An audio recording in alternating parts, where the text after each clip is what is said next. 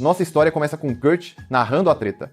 Um Fenrir, monstro Rank S cabuloso, estava destruindo uma vila. A galera já estava no desespero, levando porrada sem parar, então juntaram quase toda a grana que tinham para contratar o presa de dragão flamejante, o grupo dele. Enquanto Kurt só assistia de longe, a batalha começou de verdade.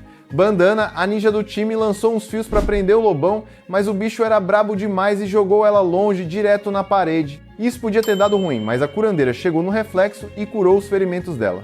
Aproveitando a brecha, Bandana enrolou os fios numa árvore e imobilizou a fera. Foi aí que o líder do grupo entrou em ação. Com sua espada em chamas, Golnova tacou fogo no lobo, mandando ele pro além. Kurt segue no camarote, apresentando a equipe. Bandana, a ninja mais rápida do rolê. Marlefis, a maga e Golnova, o guerreiro das chamas. Ele solta que o preso de dragão flamejante virou herói. Mas, mesmo sentindo um peso morto, Kurt ainda faz parte do time, pegando as funções mais de boa enquanto viaja com eles para salvar o mundo. Depois da treta, o grupo tá lá de boa, comendo, quando Golnova joga um pedaço de frango fora, reclamando que a comida da vila é horrível. Ele chama Kurt e pede um prato feito por ele. Bandana também quer, já que esse é o último dia que vão comer algo feito por Kurt. O cara estranha e pergunta o que ela quis dizer com isso. Golnova, sem paciência, solta um "tu é burro, cara?" e dá a notícia na lata. Kurt tá demitido. O motivo? Pra ele, Kurt é um fraco que não faz nada e nem consegue derrotar um slime. Marlefis ainda completa, dizendo que só podem ter 4 pessoas no grupo e vão trocar Kurt por um mago mais forte. Desesperado, Kurt implora pra Golnova reconsiderar, mas o desgraçado dá um bicudo no estômago dele e manda ele calar a boca. O pior é que Kurt nem percebe, mas é óbvio que essa galera gosta de pisar nele. Sem ter pra onde ir, ele junta suas coisas e rala peito sem rumo. Chegando na cidade, ele vai direto para a agência de empregos, nervoso. Assim que entra, é recebido por uma recepcionista gata, que já manda um bem-vindo e pergunta se ele tá ali para procurar trabalho ou contratar alguém. Ele responde que quer um trampo e aí começa a entrevista. Ela pede nome e idade e ele diz que se chama Kurt, tem 15 anos e veio de uma vilazinha perdida nas montanhas Shen. A mina nunca ouviu falar do lugar, mas segue o baile e pergunta o que ele fazia antes.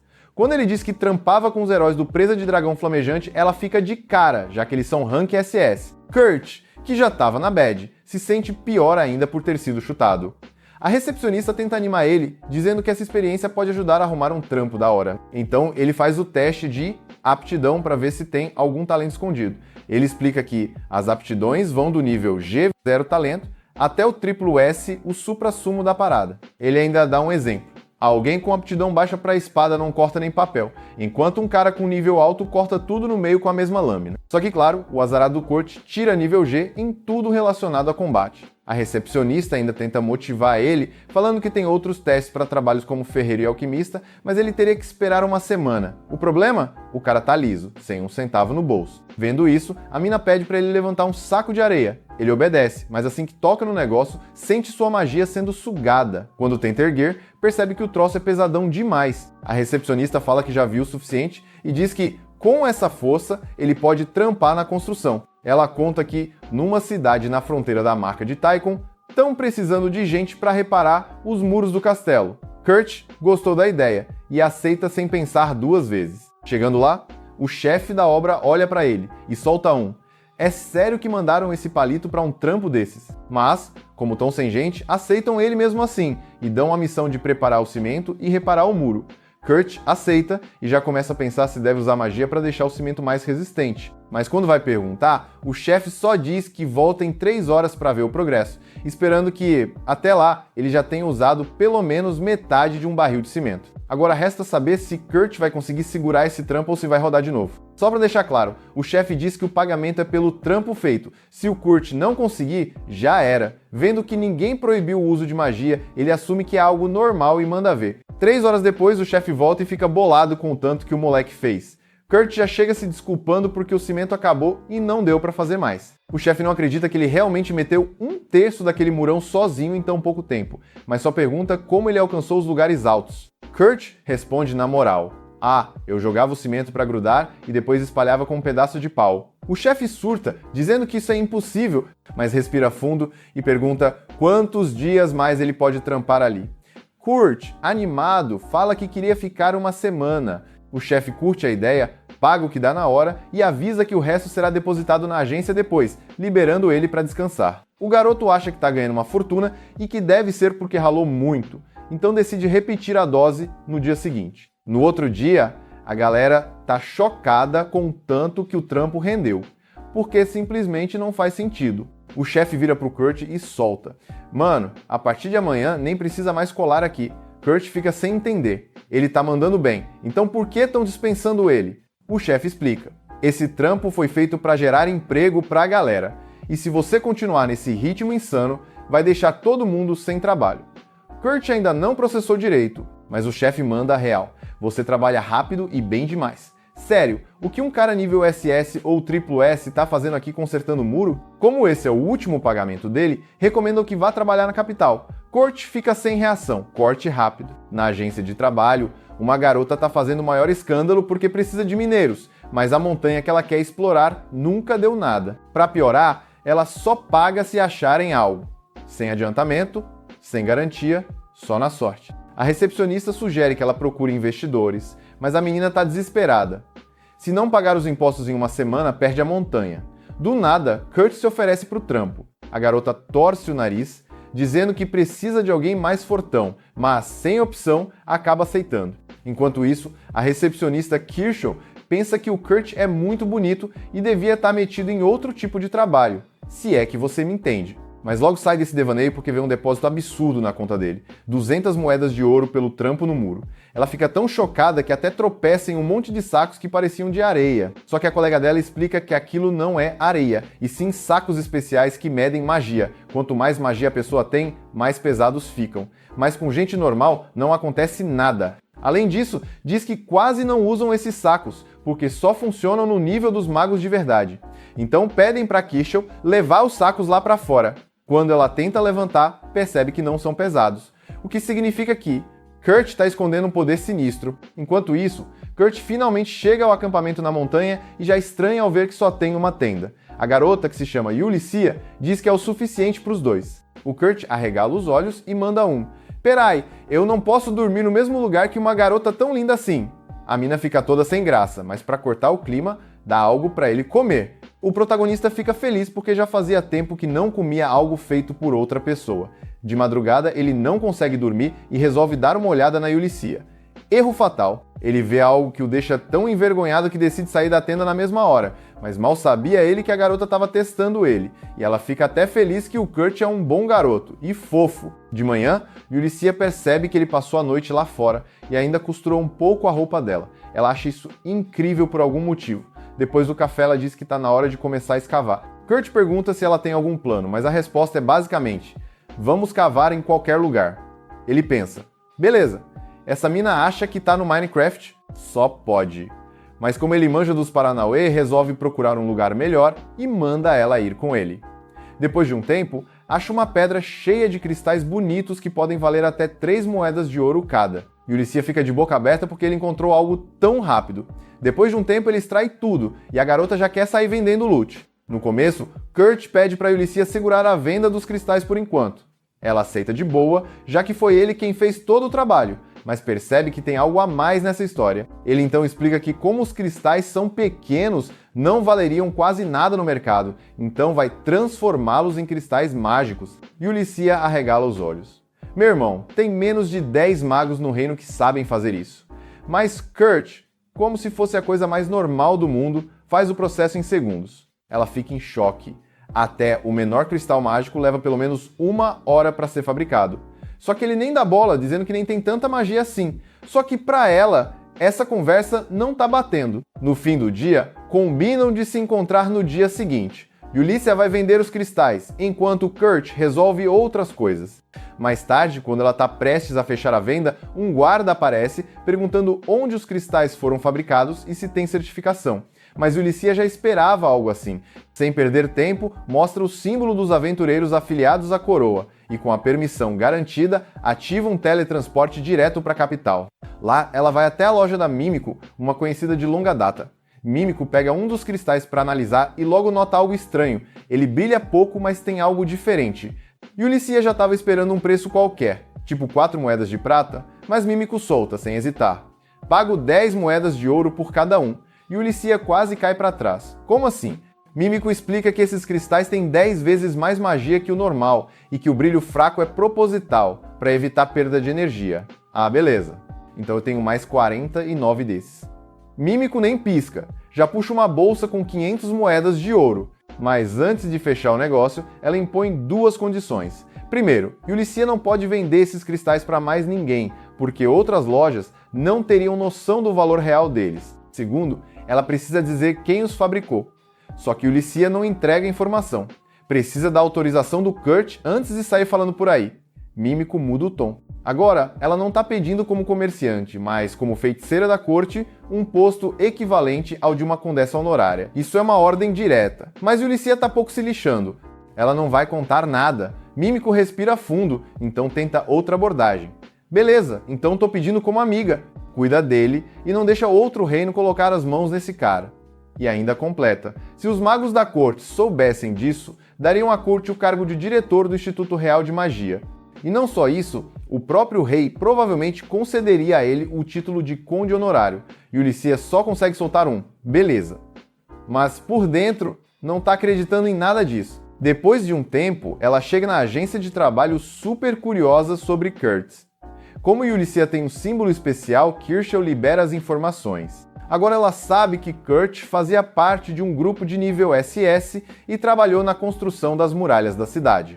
Mas Yulicia já toma uma decisão. Todas as moedas de ouro devem ser depositadas na conta dele e ninguém pode soltar uma palavra sobre Kurt, não importa quem pergunte. Por fim, ela volta pro acampamento e quase tem um treco. Kurt simplesmente construiu uma casa enquanto ela estava fora. Você acha normal construir uma casa em uma noite? Ele só dá de ombros. Pelo menos na minha vila, isso é normal. E Yulicia só olha para ele, sem saber mais o que pensar. Agora a gente dá um pulinho de volta para o antigo grupo do Kurt, os lendários e problemáticos, presas do dragão flamejante. Mas o clima? Um caos completo. Os caras estavam atolados numa treta braba, todo mundo se lascando bonito. Porque, né, sem o Kurt ali para dar aquele suporte raiz, o bagulho desandou feio. E como manda a tradição, adivinhem quem jogaram a culpa? No novato, claro. Clássico dos clássicos. Enquanto isso, o Golnova tava na dele, só pensando no próprio umbigo como sempre. Já a Bandana, vendo o circo pegando fogo, com direito a palhaço e tudo, sacou na hora que o grupo tava afundando estilo navio furado. Um bando de cabeça quente batendo boca o tempo todo, sem saber o que é trabalho em equipe nem no tutorial. Enquanto o caos rolava, a Yulicia tava trocando uma ideia de responsa com o Kurt. A proposta? Virar diretor do Instituto Real de Magia. Tratamento VIP, estilo nobreza. Kurt ficou bolado, queria saber quem teve a ousadia de oferecer um bagulho tão top assim. Yulicia contou que foi a pessoa que avaliou as pedras mágicas, uma maga da corte que trampava por amor à camisa. Isso acendeu a luz de alerta no Kurt, cheirinho de cilada no ar. Chegou a hora da decisão e com aquele jeitão dele, Kurt agradeceu e recusou na moral. Disse que não se via nesse tipo de cargo, que não era para ele. Além disso, as tretas do antigo grupo ainda pesavam na consciência. Mandou a real. Agora ia trabalhar para Yulicia mesmo, porque o dinheiro das pedras mal dava para ela pagar os impostos. Ela abriu o jogo, ganhou uma graninha, mas como não foi ela que fez as pedras, só ficou com uma moedinha de ouro de comissão. O resto mandou direto para a conta do Kurt. Ele tentou aliviar, falou que ela não precisava se preocupar, mas ela insistiu. Disse que fez o que era certo. E aí, num sussurro, soltou que não ia conseguir dormir tranquila se ficasse com toda aquela grana. Como o Kurt nem ouviu direito, ela mudou de assunto rapidinho e disse que estava decidida a continuar a missão de procurar minerais. Kurt contou que tinha achado uma veia promissora no dia anterior. Ela agradeceu, mas ficou encucada, perguntou se ele estava dormindo direito depois de tudo. Ele respondeu que dormiu umas 6 horinhas. Tranquilo. Ela ficou toda bugada fazendo as contas de quanto tempo ele gastava construindo casa e minerando. Vendo a confusão mental dela, Kurt até pensou que talvez tivesse dormido demais. Disse que, no grupo do Golnova, mal dormia 4 horas por noite porque seguia o lema de ser o primeiro a levantar. Aqueles desgraçados usavam ele como burro de carga mesmo. Kurt falou que para manter o ritmo ia compensar o sono com mais trabalho. Deixou ela ainda mais confusa. Mais tarde, levou ela para o local que queria explorar e sugeriu que cada um trabalhasse em uma área. Mesmo o terreno parecendo meio ruim, ele achava que podia ter coisa boa ali. Aconselhou ela a não cavar mais de 50 metros. Ela estranhou, porque cavar isso tudo já era insano. Ela começou a escavar na parte dela e, por sorte divina, achou um cristal que parecia um topázio gigante. Pensou até em pedir para o Kurt transformar em cristal mágico para vender bem caro, mas desistiu. Não queria se aproveitar de alguém que sempre foi tão gente boa. Foi dar uma olhada no progresso dele e ficou de cara. Parecia que ele tinha montado uma mina completa. E era isso mesmo. Ela tentou não demonstrar, mas quando entrou mais fundo, não aguentou. O lugar era imenso, surreal até. Pouco depois, Kurt apareceu todo de boa para dar um salve e disse que, infelizmente, só encontrou pedras inúteis e uns pedacinhos do mineral que ele estava procurando. Ela foi ver as tais pedras inúteis e quase desmaiou quando ele soltou. Isso aí é mitrilo. Ela congelou. Kurt ainda mandou na tranquilidade. Lá no vilarejo tinha tanto disso que a galera jogava fora. Ela travou de vez. Mitrilo vale mais que ouro e platina juntos. E pensar que jogavam isso fora, que lugar era esse que ele veio? Perguntou qual era o mineral que ele estava procurando e ele, na calma de sempre, respondeu: oricalco. Ela reconheceu na hora o lendário metal dos deuses, não entendeu como isso poderia estar ali. E o Kurt, inocente como sempre, disse que era só cavar uns 7 quilômetros para baixo que dava bom. Ela ficou tentando processar o bagulho e perguntou se ele realmente cavou 7 quilômetros em 8 horas, e voltou. Kurt disse que sim, de boa, e ainda fechou tudo depois para não dar problema. Ela já estava quase surtando, e aí viu uma luz vindo de um canto. Descobriu que ele abriu um túnel que atravessava a montanha inteira. O túnel ligava Samaela até uma cidade do Lorde de Tycone. Ela engoliu seco e falou: esse túnel você não fecha de jeito nenhum. Em 2 dias já tinham extraído tudo e voltaram para Samaela pelo túnel. Para liberar o uso para os comerciantes, Ulissia ia cobrar uma taxinha de manutenção e usar para pagar os impostos. No mesmo dia, Bandana apareceu do nada para dar um alô. Disse que não fazia mais parte dos presos do Dragão Flamejante. Rolou mó BO no grupo. Aí corta a cena pro Golnova, saindo de um restaurante puto da vida, sem pagar nada, fazendo barraco e exigindo a carne defumada que o Kurt fazia. Ela explicou que não tinha mais e o cara, surtado, mandou ela ir atrás do Kurt para fazer mais. Disse que, se resistisse, podia até dar uns tapas. Bandana aceitou na calma, mas meteu o louco. Usou a velocidade dela, roubou um cristal de teleporte dele e vazou. Abandonou o grupo, os guardas ainda estavam na cola do Golnova e ela achava que ele ia acabar preso do jeito que estava agindo. Para piorar, a Marlefis foi convocada pela igreja. Game over pro grupo Presas do Dragão Flamejante. Ela não contou isso pro Kurt, só disse que foi expulsa. Não queria que ele descobrisse que o vigiara todo aquele tempo. Kurt, ouvindo tudo isso, percebeu que não dava mais para voltar. Aí ela perguntou: mas por que você queria tanto voltar assim? Ele respondeu: sincero, que devia muito ao Golnova e sempre teve ele como inspiração. Bandana pensou que o Golnova foi bom mesmo para esconder o Kurt esse tempo todo. Mudando de assunto, sacou que o Kurt estava procurando trampo, já que estava ali na frente da agência de empregos. Aproveitou o momento e ofereceu uma vaga no ateliê de uma conhecida. Explicou que no país só tem 15 ateliês com licença oficial e uma das gênias estava com problemas. Sabia que se o Kurt topasse ia ser uma baita ajuda. Kurt ficou meio sem confiança, mas Bandana deu aquele empurrãozinho maroto. Aí a Bandana troca uma ideia com Kurt e convence ele a topar o rolê, entregando uma cartinha de recomendação. E quando meteu o pé, ela pensa que trabalhar com isso não é moleza, não. Aí explicam que os ateliês não são só oficina de alquimia, não. Lá também rola produção e venda de remédio, espada mágica, treco encantado e afins. Os donos desses ateliês são os mestres licenciados, chamados de mestres do ateliê, e esses caras têm moral tipo Visconde, podendo criar e distribuir os bagulhos deles como quiserem. Quando o Kurt chega no lugar que a carta indicava, ele já fica de cara. Parecia uma casa normal, nada de especial. Mas aí ele vê a plaquinha Ateliê Ofélia e pensa: é aqui mesmo. Bate na porta e quem aparece é uma elfa baixinha que se apresenta como Michelle Lakota, assistente da mestra do ateliê. Kurt manda a real que veio ajudar e foi indicado pela Bandana. A Michelle então chama ele para entrar. Só que mal ele dá uns passinhos para dentro, já bate aquele cheiro podre no ar. Ela já solta um "foi mal" e mostra qual vai ser a missão dele. Limpar o quartinho ali da frente, que tá fedendo há umas 3 semanas porque ela anda ocupada demais pra cuidar disso. Na hora, o Kurt saca que chamaram ele só pra fazer faxina mesmo, o que até faz sentido, já que ele duvidava que fosse mesmo ajudar num ateliê desses.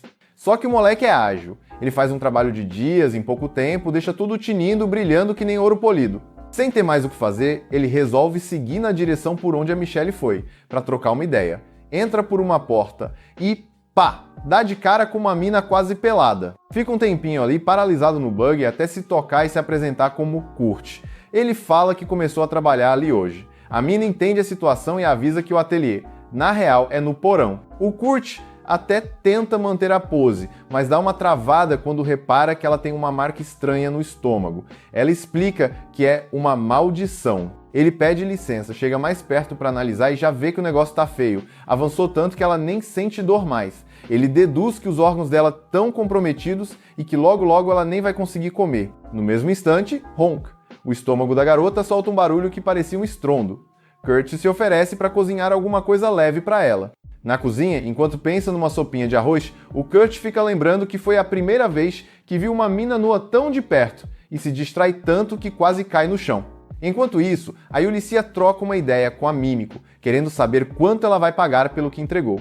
Mímico responde, umas 80 mil moedas de ouro. Yulicia até duvida que aquele mitril e oricalco sejam reais. Ela pergunta, e se alguém descobrir sobre aquele moleque aí? Mímico responde, se ele der sorte, vão só sequestrar. Mas o mais certo é que apaguem ele de vez. Ela fica se perguntando como alguém tão sinistro passou batido. Aí a Yulicia solta. Ele foi chutado do grupo Presas do Dragão Flamejante. Isso espanta a Mímico, porque ouviu falar que o líder desse grupo tá foragido e com uma ordem de prisão nas costas. Mas ela larga o assunto e vai direto ao ponto. O que pensa em fazer com o moleque? Yulicia diz que queria nomear ele como mestre do ateliê, para dar uma segurada nele antes que comece a chamar a atenção demais. E ela vai trabalhar com escolta dele, mas precisa bolar bem como convencer o cara, já que ele não tem noção das próprias habilidades.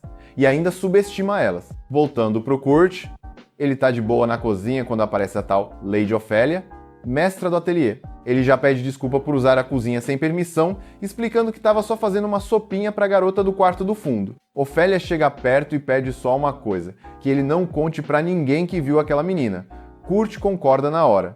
Depois disso, Ofélia fala que por hoje já deu e pegar a grana. Quando ele vai embora, ela fica se culpando por ter deixado a menina ser vista por um estranho, mesmo que fosse para tentar ajudar com a maldição. Um pouco depois, ela mesma leva comida para o quarto e ajuda a garota a se vestir direito, algo que para ela é super normal, já que sempre teve alguém cuidando dela. Antes de entregar a comida, Ofélia diz que vai provar primeiro, para garantir que não tem veneno.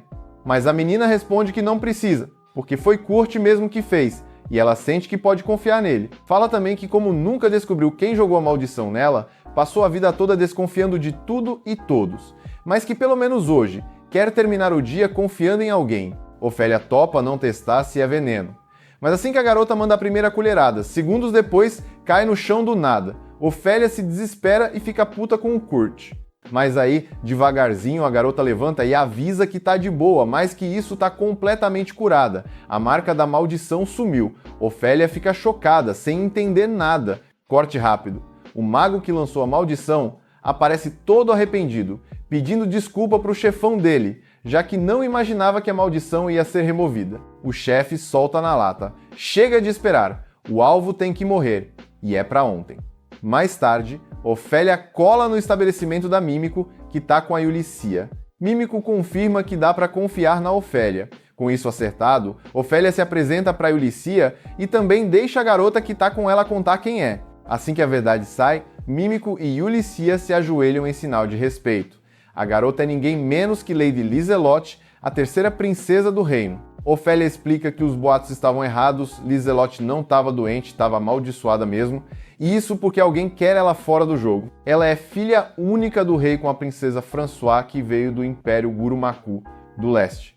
A existência dela é tipo símbolo de paz entre os dois reinos. Agora que a treta com o Reino do Norte acabou, tem gente querendo arrumar outra guerra. Elas estão ali para pedir ajuda para descobrir quem lançou a maldição. Mímico fica passada que conseguiram quebrar uma maldição tão cabulosa, e Liselotte diz que foi tudo graças a um jovem chamado Kurt. Nessa hora, Yulicia e Mímico ficam de boca aberta, esse era o último nome que elas esperavam ouvir. A Yurishi ainda tá de cara que a maldição que tava ferrando com a Lizzie há anos foi quebrada com um prato de mingau. Tipo, como assim? Ela já sacou que o Kurt é meio fora da curva, mas deixou o moleque sozinho por meia-tarde. E ele foi lá e salvou a princesa. Eles até vão dar uma recompensa pra ele depois. Mas antes disso, a Mimiko acha que o mais importante é descobrir quem foi o infeliz que jogou a maldição. Normalmente, tem os feitiços de proteção contra a maldição no quarto da Lizzie, então alguém deve ter mexido neles antes de tudo dar ruim. Só que tem só 3 pessoas no reino que tinham acesso ao quarto dela na época. O filho do Riscates, que é o general da Força Expedicionária Real, o bispo Tristan Mainol da Igreja de Isidora e a terceira rainha do reino.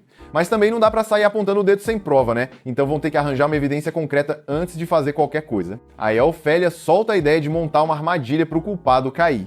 Ela já tem um plano na cabeça, como a Lizzie acabou de fazer 15 anos, a tradição real diz que ela precisa sair de casa e treinar por 1 ano. E com certeza quem tentou matar ela antes vai tentar de novo. O plano da Ofélia é criar um mestre de ateliê fake e dizer que a Lizzie foi mandada para treinar com ele. Os assassinos vão tentar descobrir quem é o tal mestre para armar um ataque e aí, pimba, caem direto na armadilha. Mas para isso funcionar, eles precisam de alguém com moral e feitos de respeito para ser esse mestre fake. E a Yulishia já tem o nome certo. Ela mostra pra Ofélia um dos cristais mágicos que o Kurt fez. E na hora que a Ofélia bate o olho, ela já vê que é o cristal mais top que ela já viu na vida. Falando no Kurt, no dia seguinte ele aparece na casa da Ofélia pra trampar, mas quando chega lá, só encontra um bilhete na porta dizendo que ela saiu. Ele dá de cara com a Michelle e pergunta o que tá rolando.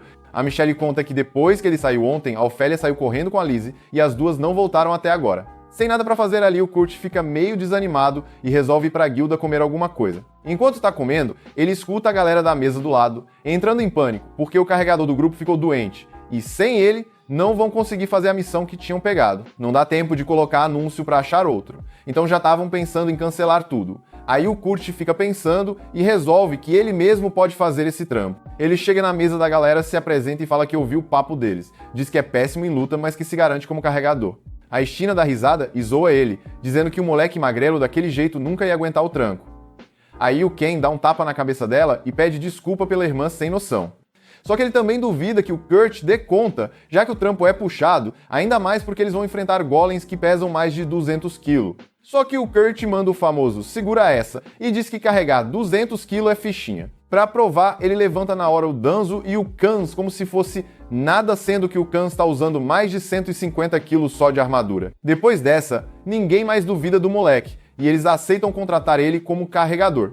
No caminho para a missão, todo mundo se apresenta direitinho pro Kurt. O Ken é o tanque do grupo, mas mesmo com espada prefere resolver as coisas no soco. O Danzo é um samurai e a Estina é a arqueira. Eles até têm outro integrante no time, mas o cara tá gripado e por isso chamaram o Kurt para cobrir. A galera diz que tá feliz de ter ele no time, e o Kurt agradece por darem uma chance para um inútil como ele. Mas o pessoal não entende nada porque ninguém inútil agacha com 400 kg como se fosse aquecimento, né? Eles acham que é só piada do Kurt e seguem andando rumo à missão.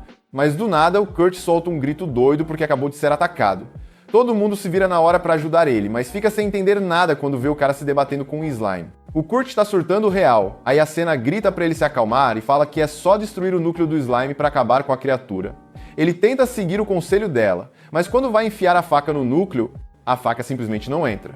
E o pior, ele consegue se esfaquear sozinho, mano, totalmente perdido. Vendo que não vai rolar do Kurt resolver sozinho, a cena vai lá e resolve o problema rapidinho. Só que ela fica chocada com o quão ruim o Kurt é na porrada. Ele até tinha falado que era 0 em combate, mas ela não achou que fosse tão ruim assim. Kurt pede desculpa por ser tão inútil, mas o pessoal fala que tá tudo certo, que a função dele ali é só carregar as tralhas da missão mesmo. Luta é com eles. Kurt nem acredita no que tá ouvindo, ele acabou de falhar feio e ninguém tá zoando ele ou querendo chutar da equipe. Totalmente diferente de quando ele tava na Dragonfang. Ele fica aliviado de verdade por ter encontrado um grupo tão gente boa. Chegando na caverna, o lugar tá escuro pra caramba, então as Sunis espalham um musgo que brilha pra iluminar o caminho. Quando o lugar clareia, o Kurt repara numa bosta em cima de uma pedra e pergunta pra Senna se isso é preocupante. Ela responde que é cocô de Goblin e que tá fresquinho, então provavelmente tem um ninho de Goblins por ali. Kurt começa a entrar em pânico, né? Se ele já não conseguiu lidar nem com o slime, imagina um Goblin. Mas Gans tranquiliza ele, dizendo que se for só uns Goblins, eles dão conta. Agora, se for uma horda inteira, aí ferrou, então eles precisam evitar isso a qualquer custo. Eles continuam explorando a caverna e acabam chegando em umas ruínas. Aí, no meio do caminho, o Kurt percebe que tem algo estranho numa parede. Antes que ele fale qualquer coisa, a Cena avista um Goblin e tenta matar o bicho rapidão, só que já era tarde. O Goblin já tinha dado o alarme e agora dá pra ouvir o barulho de uma horda vindo tanto pela frente quanto por trás. Ninguém tinha falado que ia ter tanto Goblin assim naquela área, e agora eles estão presos, sem rota de fuga. A SA olha pro Danzo e pergunta se ele tem algum plano, mas do jeito que tá, parece que a única opção é se preparar pra morrer feio. É aí que o Kurt abre a boca e avisa que encontrou uma passagem secreta na parede. Beleza, ótimo. Só que mesmo com essa passagem, eles não vão conseguir correr mais rápido que a horda, então vão precisar de uma distração. Danzo e Kans trocam um olhar com a Cena, e ela já saca o recado. Ela pega o Kurt e joga ele dentro da salinha secreta, fechando a porta atrás deles. O Kurt fica sem entender nada, perguntando por que ela fez isso se o Danzo e o Kans ainda estavam do lado de fora. A Cena explica que, se todo mundo fugir junto, os Goblins vão rastrear eles de qualquer jeito, então ela e o Kurt precisam ir sozinhos, enquanto os outros dois vão servir de isca para despistar os inimigos. Kurt não quer abandonar eles, claro, mas a Cena diz que voltar atrás não é uma opção. Ela também não queria deixar os parceiros para trás, mas ela sabe que o Kurt não luta nada e que ela mesma não é lá grandes coisas na briga. Se os quatro tentarem correr juntos, ninguém escapa. Ela fala que acredita que o Danzo e o Kans vão conseguir sobreviver de algum jeito, mesmo sabendo que isso é só para aliviar a consciência. A real é que os dois já aceitaram que vão morrer ali, mas estão de boa com isso, porque morrer protegendo os amigos é a maior honra que um guerreiro pode ter. A Cena respira fundo e fala pro Kurt: "Bora, a gente tem que meter o pé daqui agora." Aí a Cena espalha um pouco de musgo brilhante pelo lugar, pra tentar achar uma saída, mas quando ela começa a olhar em volta, percebe uma parada sinistra. Aquilo não era uma salinha secreta comum, era uma sala de chefe, mano. E agora tão trancados ali com um dragão de ferro. Enquanto isso, lá na cidade, a Lysa tá querendo encontrar o Kurt de novo, então pede pra Ulysses levar ela até a estalagem dele. A Ulysses mete um lockpick na fechadura e entra com a Lizzie no quarto do Kurt, mas, surpresa, ele não tá lá. Do nada, elas escutam uma voz dizendo que, se estão procurando o Kurt, ele foi para uma missão nas cavernas ao nordeste. A Ulysses fica tipo, quem diabos falou isso? Sai correndo para ver, mas quando chega lá fora, a bandana já tinha evaporado. Estranho demais, mas parece que o Kurt realmente está nas cavernas do nordeste. A Ulysses começa a se preocupar, porque ela lembra que teve um programa de treino para matar goblins por ali, então é bem possível que os goblins que sobraram montaram um ninho naquela caverna. Ela fala pra Lysa esperar ali porque vai atrás do Kurt, mas a Lysa manda um nanani-nanão, eu vou junto. A Ulysses não curte a ideia de levar uma princesa pra dentro de uma caverna cheia de monstro, mas a Lizzie fala que tá treinando magia desde criança e sabe se virar. Além disso, é a guarda da Ulysses que tem que proteger ela, então deixar a princesa sozinha seria burrice. No fim das contas, a Ulysses aceita, e as duas seguem até a caverna. Quando chegam lá, veem que o musgo brilhante ainda tá fresco, ou seja, alguém passou por ali faz pouco tempo. A Liz então lança um feitiço de aumento de sentidos nela mesma. A Ulysses acha que ela vai escutar alguma coisa, mas não. A mina simplesmente se ajoelha no chão e começa a farejar. Ela só tinha ficado uns 10 minutos perto do Kurt antes, mas já decorou o cheiro do cara. Depois de dar umas fungadas, ela pega o rastro e ainda escuta uma treta rolando mais adiante. Avisa a Ulysses e dá um buff de status nela pra ajudar. Lá na frente, o Danzo e o Kans estão lutando firme contra os goblins, mas já estão no limite. Por sorte, antes que levem um hit fatal, a Ulysses chega rasgando e corta todos os goblins de uma vez só.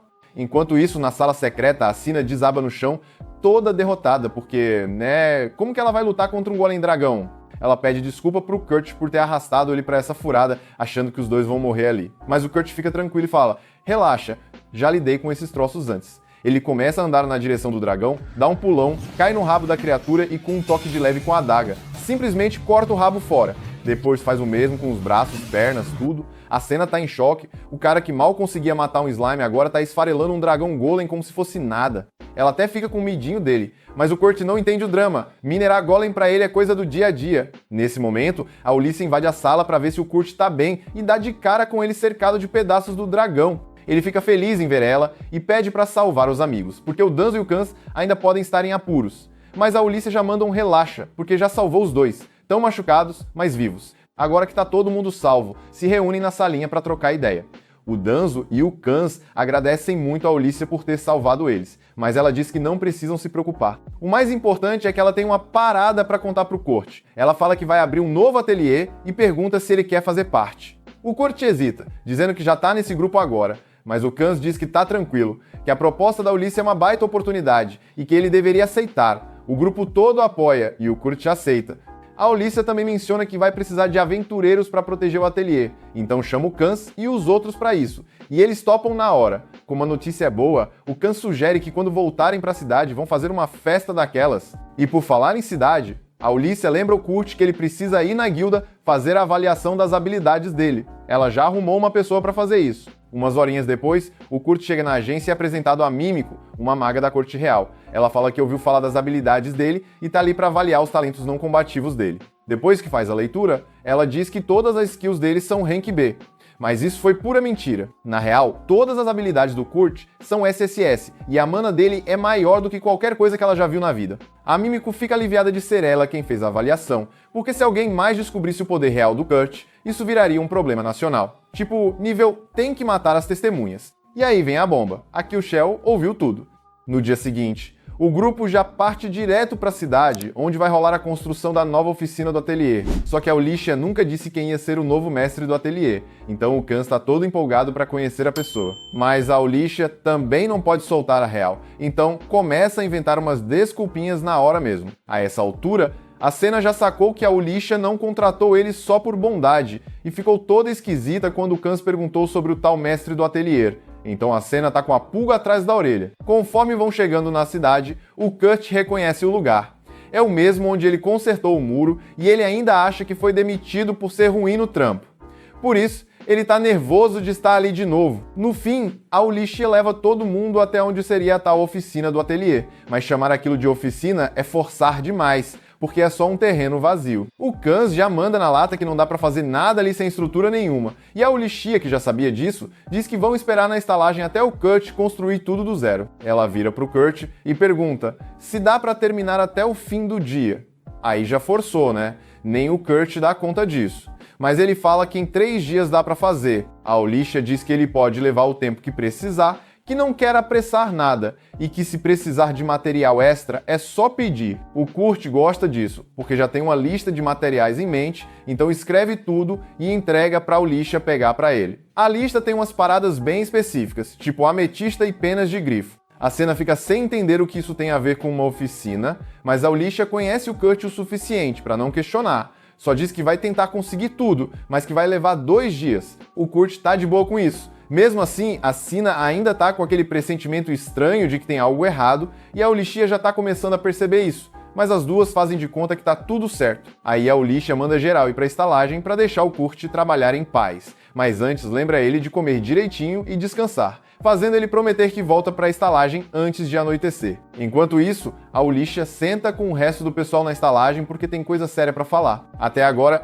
o Kans e o Dans achavam que o Kurt era só um cara comum, mas não dá mais para esconder a real, ainda mais com a Senna já tendo visto umas bizarrices que ele é capaz de fazer. A Senna pede para a Ulysses explicar quem o Kurt realmente é, mas antes disso, a Ulysses resolve se apresentar direito, mostra o brasão da família real e diz que é uma aventureira a serviço da realeza. E a mina sentada ali com eles é ninguém menos que a Lizzie, a terceira princesa do reino. Os 3 ficam em choque, e o Kans até tenta levantar para cumprimentar ela direito, mas a Lizzie manda ficar de boa, que ela tá disfarçada e quer ser tratada como gente normal. Aí a Senna manda a real: peraí, então o Kurt também é da realeza?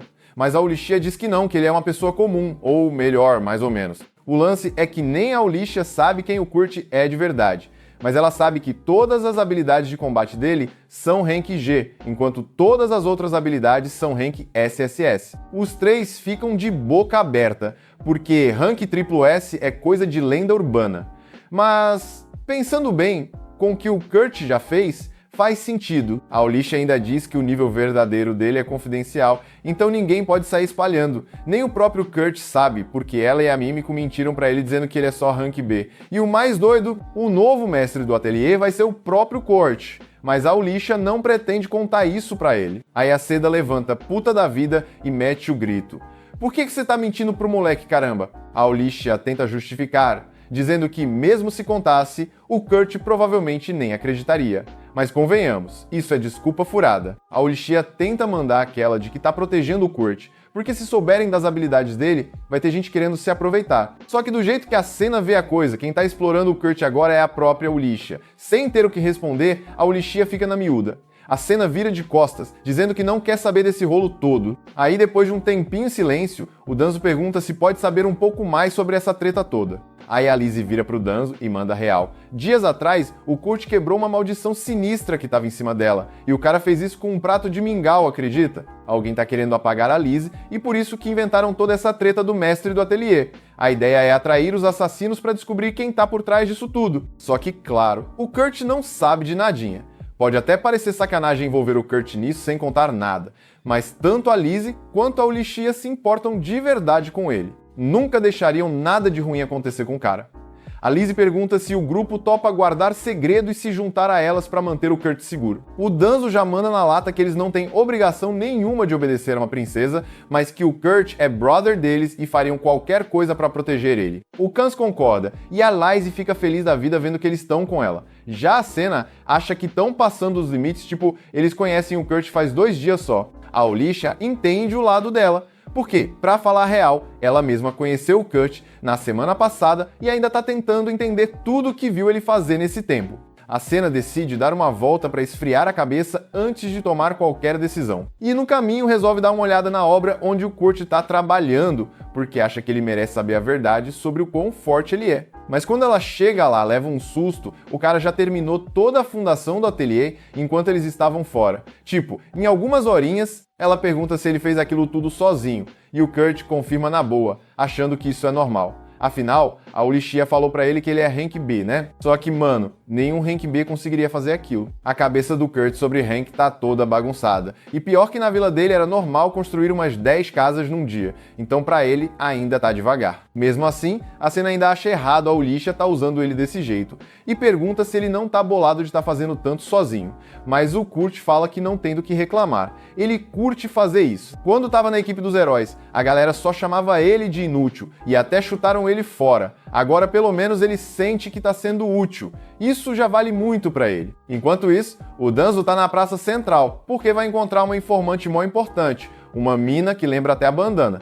Lembra que o grupo deles só contratou o Kurt porque o carregador deles ficou doente? Então, aquele tal de Bibono era, na real, um espião. Ele entrou pro grupo só pra sabotar tudo, a mando de um grupo rival de aventureiros que tava com inveja do sucesso deles. A bandana já tinha rastreado o Bibono e passado a localização certinha pro Danzo, que agora tá livre pra usar a informação do jeito que quiser.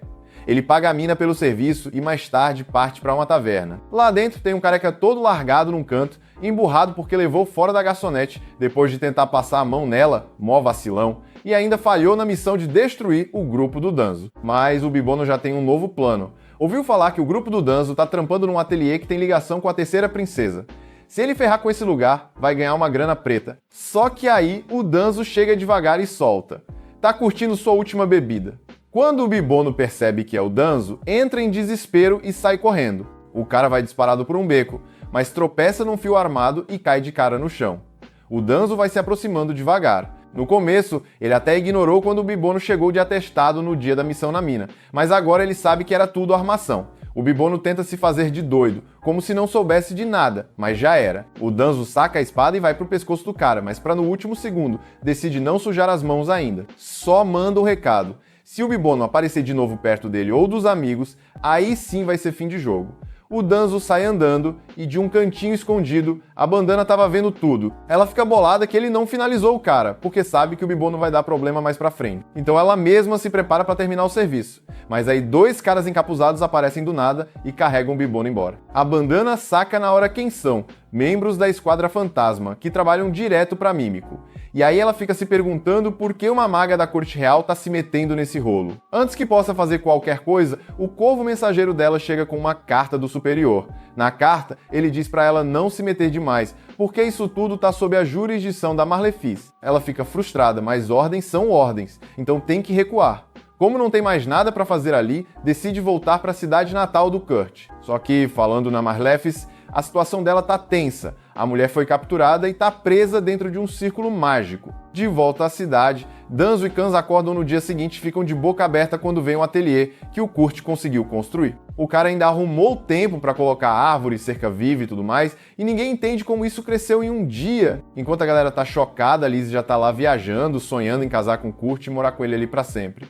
Aí o Kurt aparece todo de boa e chama todo mundo para entrar. Ele dá um tour na casa, mostra a entrada principal, 2 andares de porão e até um sistema de purificação de água que ele fez com umas pedras mágicas. Fez quarto para geral e até um especial pro tal do mestre do ateliê. Só que, detalhe, a Olizia ainda não contou para ele que ele mesmo é o mestre da parada. Ela não quer largar essa info ainda, então inventam a desculpa de que o mestre está ocupado e muda de assunto, perguntando onde fica o quarto do Kurt. Mas aí vem o Bach, o Kurt, com autoestima no chinelo. Diz que não merece um quarto, que só é bom para fazer tarefas e que ia dormir num armário de vassoura mesmo. A galera pira e fala que ele tá maluco, que ele devia ficar no quarto que ele fez pro mestre, já que ninguém tá usando. Leva umas boas 2 horas para convencer o coitado de que ele merece sim dormir decentemente. Aliás, a Ulia pergunta se ele consegue criar uma barreira mágica em volta da casa para afastar a maldição, mas o Kurt nunca tentou fazer isso. Então ele fica tipo, sei lá, nunca fiz, né?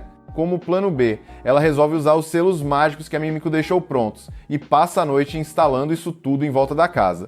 O último selo tem que ir bem na frente do quarto da Lizzie. Quando a Olizia chega lá para colocar, a Lizzie ouve os passos e já acha que é o Kurt vindo de fininho pro quarto dela. Ela sai toda animada, pronta para abraçar ele, mas se decepciona quando vê que é só a Olizia. Aí já manda aquele olhar poxa vida e reclama que queria passar a noite coladinha com o Kurt.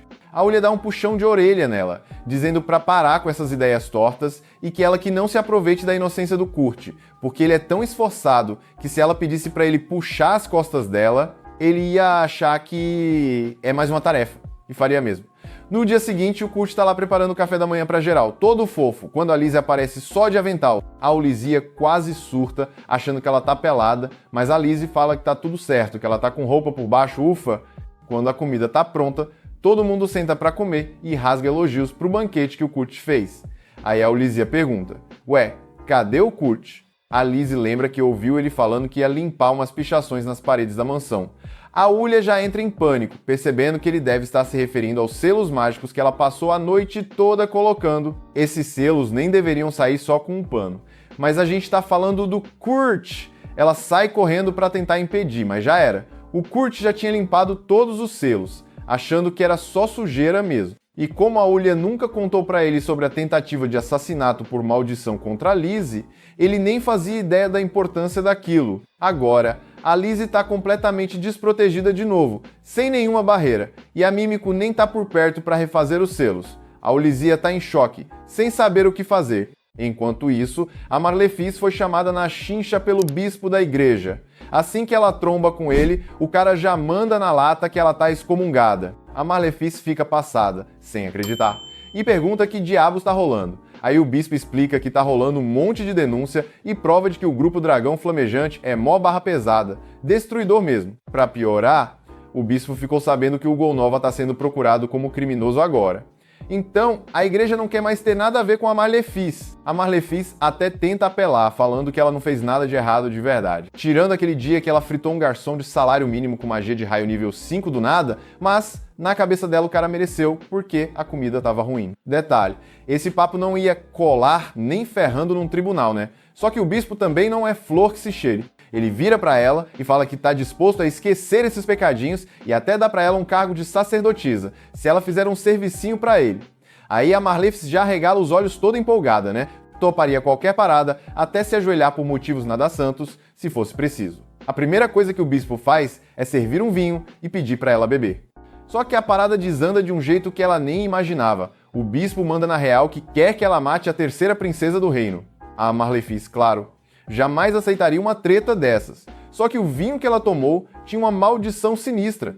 Se ela não topar a missão, vai morrer de um jeito horrível. Sem escolha, ela jura que vai ajudar o bispo. E o plano do bispo é bem cabuloso. Prender a Marlefis num círculo mágico com um demônio ali do lado. Enquanto isso, na mansão do Kurt, a vida tá tranquila. O pessoal tá curtindo um café da manhã top. E a Lizzie, por algum milagre, não sofreu mais nenhuma maldição, mesmo Kurt tendo tirado todas as proteções dela. A Olizia ainda tá quebrando a cabeça para entender como isso é possível. Mas já que a comida mágica do Kurt é boladona, ela acha que deve estar neutralizando qualquer maldição nova. De qualquer forma, a Olizia já tá mais de boa com a segurança da Lizzie, ainda mais agora que a Mímico chegou na cidade. Com a ajuda da Ofélia, elas montaram uma rede de informações para rastrear qualquer um que tentar ferrar a Lizzie. A Lizzie, toda fofa, percebe que o bolo do café da manhã tá diferente. Aí o Kurt explica que usou farinha de arroz em vez de farinha normal. A Lizzie ama o sabor, porque lembra do mingau de arroz que o Kurt fez pra ela quando se conheceram. Ela até pede pra ele fazer de novo se um dia ela acabar amaldiçoada outra vez. O Kurt, todo tranquilo, fala que faria quantas vezes ela quisesse, mas que ela não precisa se preocupar porque não vai mais ser amaldiçoada. A Olizia, desconfiada, pergunta como ele pode ter tanta certeza, se ele mesmo disse que não conseguia montar barreira anti-maldição. Aí o Kurt revela que a mansão toda já é uma baita barreira de proteção. Tudo que é magia de maldição é refletido. E ele ainda deu uma turbinada nisso. Coincidentemente, os assassinos que estão atrás da Lizzie tentam mandar outra maldição nela. Só que, na hora do ritual, o feitiço simplesmente some. E o mago que lançou o feitiço acaba amaldiçoado a levar flashbang eterno na cara. O Kurt configurou a barreira para isso, porque não queria matar ninguém por acidente, mesmo que o cara merecesse. A Olizia fica passada de novo com o talento do Kurt e agradece mentalmente que ele está protegendo a Lizzie. Mas ela precisa correr para encontrar a Ayla e a Mímico, para continuar a caça aos traíras que estão brilhando igual pisca-pisca de Natal por aí. Enquanto a Olizia sai, o Kurt chega na Lizzie e chama ela para dar uma volta na cidade. A Lizzie quase tem um treco achando que o Kurt estava chamando ela para um encontro, mas ele só queria passear mesmo, até porque ela ainda não tinha nem saído da mansão. A Lizzie agradece, mas diz que nem rola sair, dadas as circunstâncias. E enquanto isso, lá nos muros da cidade, o cara que contratou o Kurt, que é o marquesão da cidade, e o Generic tão tensos. Parece que uma horda de monstros está vindo para cima da cidade. Eles não tão desesperados, porque as muralhas foram restauradas e o exército tá no esquema para lutar. Ao mesmo tempo, a Eulichia, a Mímico e a Ofélia acham um farol humano. Mas já era, parece que os parceiros dele mataram o cara para não chamar atenção. Mesmo morto, o corpo do cara ainda estava brilhando, o que deixa a Olizia surpresa. Isso só prova que o Kurt manja muito das magias. A Ofélia até fala que eles deviam contar tudo pro Kurt e pedir a ajuda dele, porque ia agilizar a caçada. Mas a Olizia, teimosa, não quer envolver mais ainda o Kurt, mesmo que ele já esteja mais que enfiado nessa treta toda, né? Aí, do nada, começa a soar o alarme na cidade. Os monstros começaram o ataque. O marquesão manda geral lançar magia de luz para enxergar os inimigos. Quando a luz ilumina o campo, o cara quase desmaia. É um mar de esqueletos vindo devagarzinho para cima das muralhas. Não tem como o exército segurar aquilo tudo sozinho. Então o marquesão já começa a organizar os soldados para aguentar o tranco. Então eles seguram os esqueletos, nem que seja para morrer tentando. Enquanto o resto da galera foca em tirar o máximo de civis da cidade, o marquesão estava super preparado para se sacrificar pelo povo. Só que, para surpresa dele, bem na hora que os esqueletos chegam na muralha, eles simplesmente começam a sumir do nada. O marquesão fica sem entender nada, mas aí lembra que foi o Kurt quem consertou essa parte da muralha, então já sacou que foi coisa dele. No final, todo o exército de esqueletos some. Aí a gente volta para Marlefis, que ainda está presa dentro do círculo mágico. O bispo fez um contrato com um demônio cabuloso para matar a princesa. E agora, esse capetão tá usando a mana da Marlefis como se fosse bateria para invocar monstros. E como a primeira leva falhou, o bicho vai continuar puxando toda a energia dela até não sobrar mais nada. Enquanto isso, lá na cidade, o Kurt acaba de ficar sabendo do ataque dos monstros e já pergunta para Eulichia se vão dar conta. A Eulichia fala que a cidade está cercada de monstros para todo lado e que os cavaleiros estão tentando bolar um plano, mas a situação tá tensa. O único motivo da cidade ainda não ter sido destruída é que um monte de esqueleto foi purificado assim que encostou nas muralhas. O Kurt explica que ele encantou as paredes quando consertou elas, e que para ele isso era padrão lá na vila onde morava.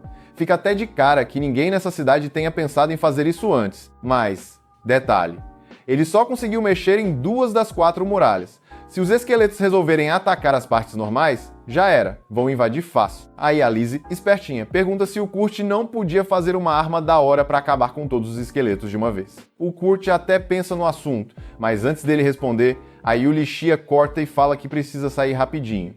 Antes de sair, ela ainda lembra eles de não saírem da mansão de jeito nenhum. A Lizzie nem liga, na real, porque isso significa mais tempo sozinha com o Kurt. Enquanto isso, a Eulichia vai lá no estoque, pega uma caixa cheia dos cristais mágicos que o Kurt fez e já se arma toda. Com a bomba secreta em mãos, ela, a Ofélia e a Mímico vão correndo falar com o Marquesão. Quando chega lá, o Marquesão reconhece a Yulichia, porque eles são velhos conhecidos, mas fica surpreso de ver ela na cidade. Ela explica que tem um plano para parar a horda de esqueletos e ir direto nas ruínas de onde os bichos estão vindo e destruir tudo lá. Só que para isso, ela precisa que o Marquesão e a galera dele façam barulho para distrair os monstros. O Marquesão fala que é muito arriscado, mas a Yulichia garante que vai dar certo, ainda mais com a arma secreta que ela tem. Mostra um dos cristais mágicos e fala que o negócio é tão forte que pode demolir um prédio inteiro. Com ela insistindo tanto, o Marquesão topa. Mas com a condição de ir junto na missão, a Yulichia até acha que ele dá conta, mas pergunta se ele tem certeza, porque o bagulho vai ser sinistro. O Marquesão nem pensa duas vezes. Fala que é dever dele proteger a cidade, e que enquanto ele estiver fora, o vice-general Generic segura as pontas. Enquanto os soldados saem para distrair os monstros, a Mímico e a Ofélia ficam protegendo a cidade de possíveis ataques. De volta à mansão, o Kurt termina de varrer o jardim e fica pensando no papo que teve com a Lizzie sobre criar uma arma. Ele vai para a forja que montou ali mesmo e começa a trabalhar, na vila dele. Os ferreiros faziam armas incríveis, como se fosse nada. Mano, eu e geral só quer saber onde esse maluco mora, velho. Uma coisa eu te falo na moral, certeza que não é nesse planeta, não. Enfim, bora voltar para a história. Mesmo sem muita confiança, o Kurt decide dar o máximo para criar algo que possa ajudar a galera. Enquanto isso, a Yulichia e o Marquesão já estão saindo para a missão, mas dão de cara com um monte de monstro bloqueando a passagem. Aí a Yulichia saca um dos cristais e manda a real para todo mundo fechar os olhos. Ela joga o cristal nos monstros e pá, uma luz absurda purifica geral. A Yulichia já sabia que os cristais do Kurt eram fortes, mas não imaginava que dava para purificar tanto bicho de uma vez só. De qualquer forma, isso caiu como uma luva para eles. Aí os soldados saem correndo para segurar a próxima leva de monstros, enquanto a Ulícia e o Alred partem para as muralhas. Lá na mansão, o Kurt acabou de terminar de forjar a espada, mas assim que ele dá os toques finais, começa a bater aquela insegurança. Ele sempre ouviu que as habilidades de ferreiro dele eram só nível B, então ele mesmo não bota fé que uma espada feita por ele ia servir para enfrentar monstros. Pouco depois, a Lizzie aparece procurando o Kurt para perguntar do jantar. Só que aí ela vê a espada na mão dele e acha mó bonita. O Kurt manda na lata, se ela curtiu tanto assim, pode ficar. Mas que tome cuidado, porque ele encheu a lâmina de magia.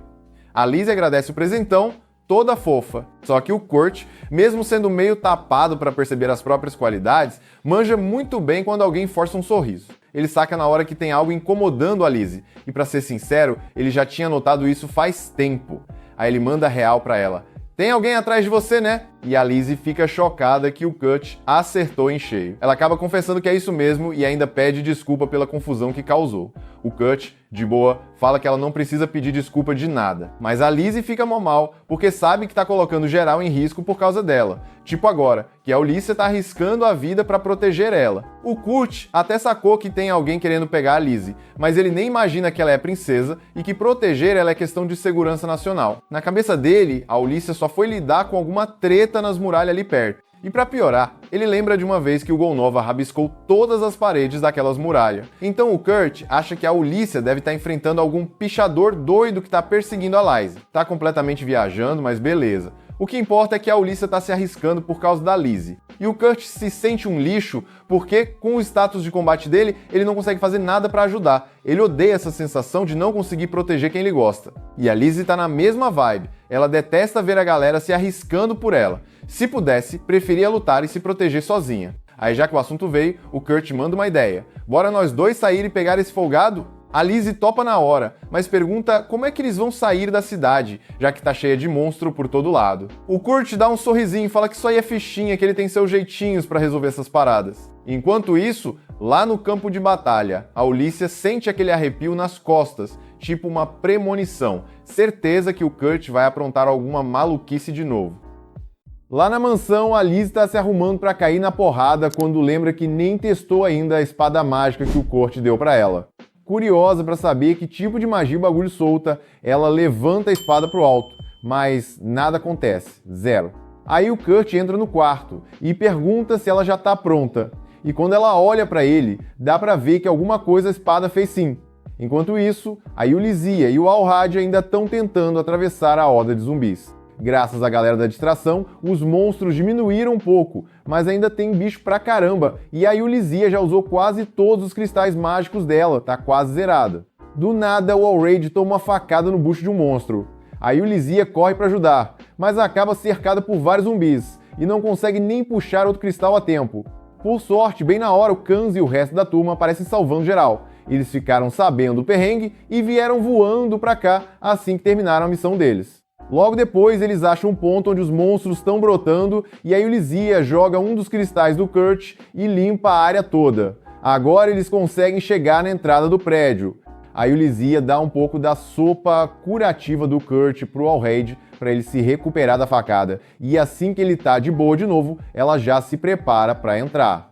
Mais zumbis começam a sair do prédio, mas o Kans diz que segura as pontas dali, deixando a Yulizia e o Allraid seguirem sozinhos. Lá no fundão das ruínas, a Marlefi está sendo drenada até a alma, perdendo toda a mana, e do jeito que tá indo, vai bater as botas logo logo. Mas o demônio que tá ali nem liga. O que chama a atenção dele é que os humanos estão resistindo bem mais do que ele esperava. Ele até se impressiona com a Yulizia e o Allraid, que já estão lá dentro, então decide ir dar um jeito neles pessoalmente. Correndo pelos corredores, a Yulizia e o Allraid acabam achando a fonte onde os zumbis estão sendo invocados. A Yulizia ataca um cristal mágico lá e explode tudo, os zumbis e o feitiço que estava chamando eles também. Ela até se surpreende de ter dado tão certo, mas claro, nunca é tão fácil assim. Logo depois, o demônio aparece na frente deles. Agora a treta vai ficar séria. A Yulizia parte pra cima e mete um cristal mágico direto nele, mas mesmo com o poder absurdo do negócio, não fez nem cócegas. O demônio diz que tem HP infinito. O Allraid não engole essa e tenta cortar ele na barriga, nada. O corte se fecha rapidinho, mas não é por causa de HP infinito não. É porque ele tá sugando a mana da Malefice para se curar e tá secando ela no processo. O demônio diz que até curte o esforço deles, são melhores que a maioria dos humanos que ele já enfrentou, mas que no fim das contas não fazem nem cócegas nele. E que o mesmo vale para os outros lá fora, tudo desesperado tentando proteger a cidade, mas que vão morrer tudo para uma legião de mortos-vivos. O Allraid rebate na hora, dizendo que os aliados dele não vão cair para um monstro qualquer. Mas o demônio só dá risada e fala que pode continuar invocando mais e mais até afogar todo mundo. Nem os três lá fora vão segurar a próxima leva de monstros. Mas a Yulizia e o Allraid não estão nem aí. Partem pra cima juntos, ela decepa a cabeça do demônio e ele enfia a espada no peito. Mas o desgraçado só pega a cabeça do chão, encaixa de novo e continua falando. Diz que vai matar todos os cavaleiros e ainda vai atrás da princesa. E só por diversão, talvez ele deixe a Yulizia e o Allraid vivos para ver a Lizzie morrer sofrendo. A Yulizia não aceita nem ferrando, mas já tá perdida, sem saber o que fazer. Nada do que ela usa funciona, nem os cristais mágicos do Kurt deram conta do bicho. Enquanto isso, a Malefice já aceitou o fim. Ela perdeu tanta força que mesmo que conseguisse sair do círculo mágico, não ia ter energia para correr. Para piorar, por causa da maldição do bispo, ela não come nada há dias e tá mais faminta do que nunca. Ela só queria poder comer mais uma vez a comida do Kurt antes de morrer. Ela começa até a ter alucinação, jurando que tá ouvindo a voz dele. Só que não é alucinação não, é o Kurt e a Lizzie que cavaram até a câmara onde ela tá. A Marlefice fica em choque de ver o Kurt ali de verdade. Então ele trouxe a princesa junto com ele. Ela acha que o Kurt sacou que ela tá envolvida na treta para matar a Lizzie, e por isso trouxe a princesa para ser tipo uma testemunha. Mas na real, o Kurt nem fazia ideia que a Marlefice estava ali antes de aparecer. Kurt pergunta para Marlefice se é ela que tá mirando na Lizzie, mas ela explica que foi chutada da igreja e caiu nessa armadilha armada pelo bispo Tristan. O Kurt e a Lizzie ouviram o que ela falou, mas cada um entendeu uma parada totalmente diferente. A Lizzie sacou na hora que o Tristan é o cabeça por trás de todas as tentativas de matar ela, enquanto o Kurt acha que a Malefice está desenhando uns grafites por aí só porque ficou bolada com a expulsão. A Malefice não entende nada do que o Kurt está falando, e a Lizzie também não, mas ela vai na onda do Kurt mesmo assim, mesmo que nada faça sentido. Aí o Kurt pergunta se ela sabe onde está a Ulícia, e a Malefice nem sabe quem é, mas lembra de ter visto dois aventureiros subindo, então eles devem estar um andar acima. Kurt agradece pela info e já vai dar no pé para procurar a Yulishia, pronto para deixar a Malefice para trás porque acha que o círculo mágico é só um grafite bizarro. Só que a Lizzie pede para ele ajudar a apagar o círculo, enquanto ela vai atrás da Ulícia. O Kurt tenta impedir, diz que é perigoso sozinha, mas ela lembra ele de que tá com uma espada mágica, então vai dar bom. No fim, ele aceita, e enquanto a Lizzie tá fora, ele literalmente arruma um balde e um esfregão, e se prepara para limpar o círculo. A Malefice acha que ele é doido, porque ninguém apaga círculo mágico com água e pano, mas o Kurt não sabe o que significa impossível. E vai lá, passa o pano e puf, o círculo se desfaz. Nesse momento, o demônio sente que perdeu a fonte de mana e começa a ficar na defensiva, desviando dos ataques da Yulisha e do Allraid. Eles não entendem nada, mas dá pra ver que agora o bicho tá com medinho de se machucar. A Yulisha vai pegar o último cristal mágico da bolsa para acabar com ele, mas o demônio derruba da mão dela antes que ela consiga usar. E sem aquele cristal, a treta fica feia pro lado deles. O demônio se prepara para ficar sério, mas de repente a Lizzie aparece e grita pela Yulisha. Como ela era o alvo desde o começo, o demônio vai com tudo e atravessa ela na hora, rindo que nem um doido por ela ter vindo sozinha. Só que surpresa, o corpo da Lizzie vira um monte de borboletas e some. Era só um clone! O demônio fica maluco, achando que tinha pego a real, mas tudo não passava de uma ilusão criada pela Espada da Confusão. Como o nome já diz, ela faz umas ilusões cabulosas que enganam até o mais esperto. Nesse caso, criou uma cópia perfeita da Lizzie. Ele tenta matar ela mais umas vezes, mas todas são ilusões. Enquanto ele está perdendo tempo com os clones, a Lizzie de verdade chega até o cristal mágico que a Yulisha tinha derrubado. Ela mete o cristal no chão e a explosão de energia simplesmente apaga o demônio da existência. E como era o demônio que estava invocando os zumbis, todos os monstros somem junto com ele. Fim da crise. A galera da cidade finalmente pode respirar em paz, mas a Yulisha tá boladona com a Lizzie por ter se arriscado daquele jeito. A Lizzie pede desculpa por ter vindo sem avisar, mas fala que não queria mais ficar se escondendo enquanto os outros lutavam por ela. A Yulisha ainda tá brava, mas sabe que não tem moral para reclamar, porque se a Lizzie não tivesse aparecido, ela e o Allraid já tinham virado presunto. O Allraid quer agradecer pessoalmente a Lizzie, mas ela fala que não precisa, porque ele lutou até mais do que ela. Agradece pelo esforço dele defendendo a cidade e promete dar uma recompensa pela coragem. Enquanto isso, o Kurt termina de apagar o último pedacinho do círculo mágico, mas mesmo com isso, a maldição da Malefice ainda não deixa ela comer, então mais cedo ou mais tarde ela vai morrer de fome. Aí o Kurt do nada oferece um lanche dele, porque sacou que ela tá faminta. A Malefice fica tocada, mas diz que se comer, a maldição vai fazer ela vomitar tudo. Mesmo assim, ela decide comer, só para sentir o gosto da comida do Kurt uma última vez. E aí, milagre, ela consegue comer de boa. Poucos segundos depois, a maldição desaparece do estômago dela. Na hora, ela saca que foi a comida do Kurt que curou tudo. E aí começa a lembrar de todas as vezes que ele ajudou ela e o grupo Dragão Flamejante, e percebe que a real força da equipe era o suporte dele.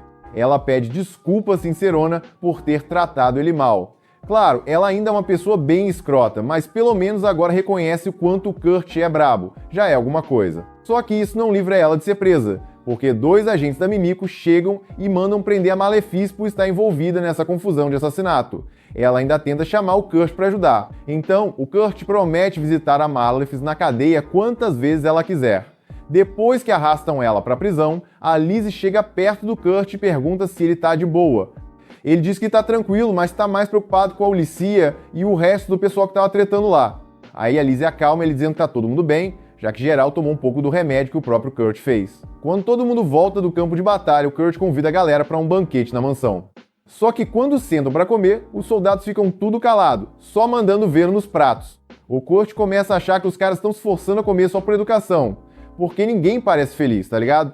Mas o Allraid vira para ele e fala que tá viajando. O silêncio é porque a comida tá boa demais. Os caras tão focados em comer que não sobra tempo nem para conversar. O Kurt fica aliviado que estão curtindo a comida dele. Enquanto a galera se acaba de comer, a Lizzie chama o Allraid para apresentar ele oficialmente pro Kurt. O Kurt até lembra dele como o cara que cuidava da obra nos muros da cidade, mas a Lizzie explica que o Allraid também é tipo o prefeito, cuida da cidade e da galera toda. Aí do nada começam uns fogos de artifício, todo mundo fica de boca aberta com o espetáculo. O Kurt explica que quis fazer algo especial para acompanhar a comida, então preparou os fogos antes. E falando em comida, o Allraid comenta que todas as feridas dele sararam depois de comer aquele rango. O Kurt só dá risada e fala que para ele isso é normal. Na vila dele, comer bem sempre curava tudo. Em uma lembrança da juventude do Kurt, quando ele ainda morava na sua vila natal, a aldeia Rast, ele se aproxima de Hildegard. Ela estava ocupada cuidando dos próprios assuntos. O Kurt pergunta se ela é a filha do comerciante ambulante. No começo a menina nem dá bola pra ele, mas como ele insiste e faz de tudo pra chamar a atenção, ela acaba respondendo. Explica que o pai proibiu ela de falar com qualquer um daquela aldeia. Pelo visto, o pai da Hildegard acha que o pessoal de lá é meio esquisito, e se ela passar muito tempo com eles, pode pegar essa esquisitice. Mesmo assim, Hildegard fala com firmeza que só tá falando sozinha. Aí o Kurt entra na onda e diz que ele também só tá conversando consigo mesmo. É assim que os dois se apresentam e não demora muito pra virarem amigos. Pouco tempo depois, o Kurt leva a Hildegard para passear nas montanhas, montados num golem de ferro, para mostrar umas flores coloridas tipo arco-íris. No caminho, a Hildegard vê umas frutinhas que parecem gostosas e decide comer algumas, só que eram super venenosas. Sorte dela que mesmo tão novinho, o Kurt já sabia fazer um antídoto. Ele age rápido, pega as flores coloridas, amassa tudo até virar uma pastinha, mistura com água e coloca a mistura na própria boca, pronto para dar o antídoto para Hildegard. Mas, bem na hora, ele acorda. Era uma lembrança de 10 anos atrás. Hoje em dia, ele e o grupo de aventureiros estão indo para uma aldeia que pediu ajuda. Quando chegam lá, o chefe da vila explica o problema. Uma seca inesperada secou o rio completamente. Sem água, os cultivos estão morrendo. Mas a Yulisha não parece muito preocupada. Ela dá uma olhada melhor no mapa e percebe que uma vila vizinha tem um reservatório gigante e os canais das duas aldeias estão conectados. Só que, segundo o chefe da vila, o líder da outra aldeia não quer compartilhar a água, mesmo depois de várias tentativas de negociação. Por isso, chamaram o atelier, confiando na fama deles para convencer o teimoso do vizinho a colaborar. Depois de ouvir tudo, a Yulisha volta para o grupo e encontra o Danzou esperando. Ele conta que os outros já subiram a colina. Parece que o velho cuidador de aves machucou as costas e pediu ajuda para o Kurt. A Yulisha acha que consegue lidar com a situação e parte direto para o Danzou, determinada a negociar pela água. Mas quando chega lá, uma mulher se ajoelha e implora para que ela ajude a vila dela também com o problema da água. Yulisha fica confusa e percebe que naquele momento só resta torcer para chover. Justo nessa hora, alguns aldeões correm em pânico tentando avisar ela sobre algo que aconteceu no topo da colina. Eles têm dificuldade de explicar, então ela corre até lá e encontra o Kans e assina boquiabertos olhando para um lago gigantesco. Ela fica chocada. Se existia um lago daquele tamanho, por que os moradores estavam reclamando de falta de água? A Sina diz que esse lago não estava lá há poucos minutos. Aí o Kurt aparece correndo e a Yulisha começa a juntar as peças do quebra-cabeça.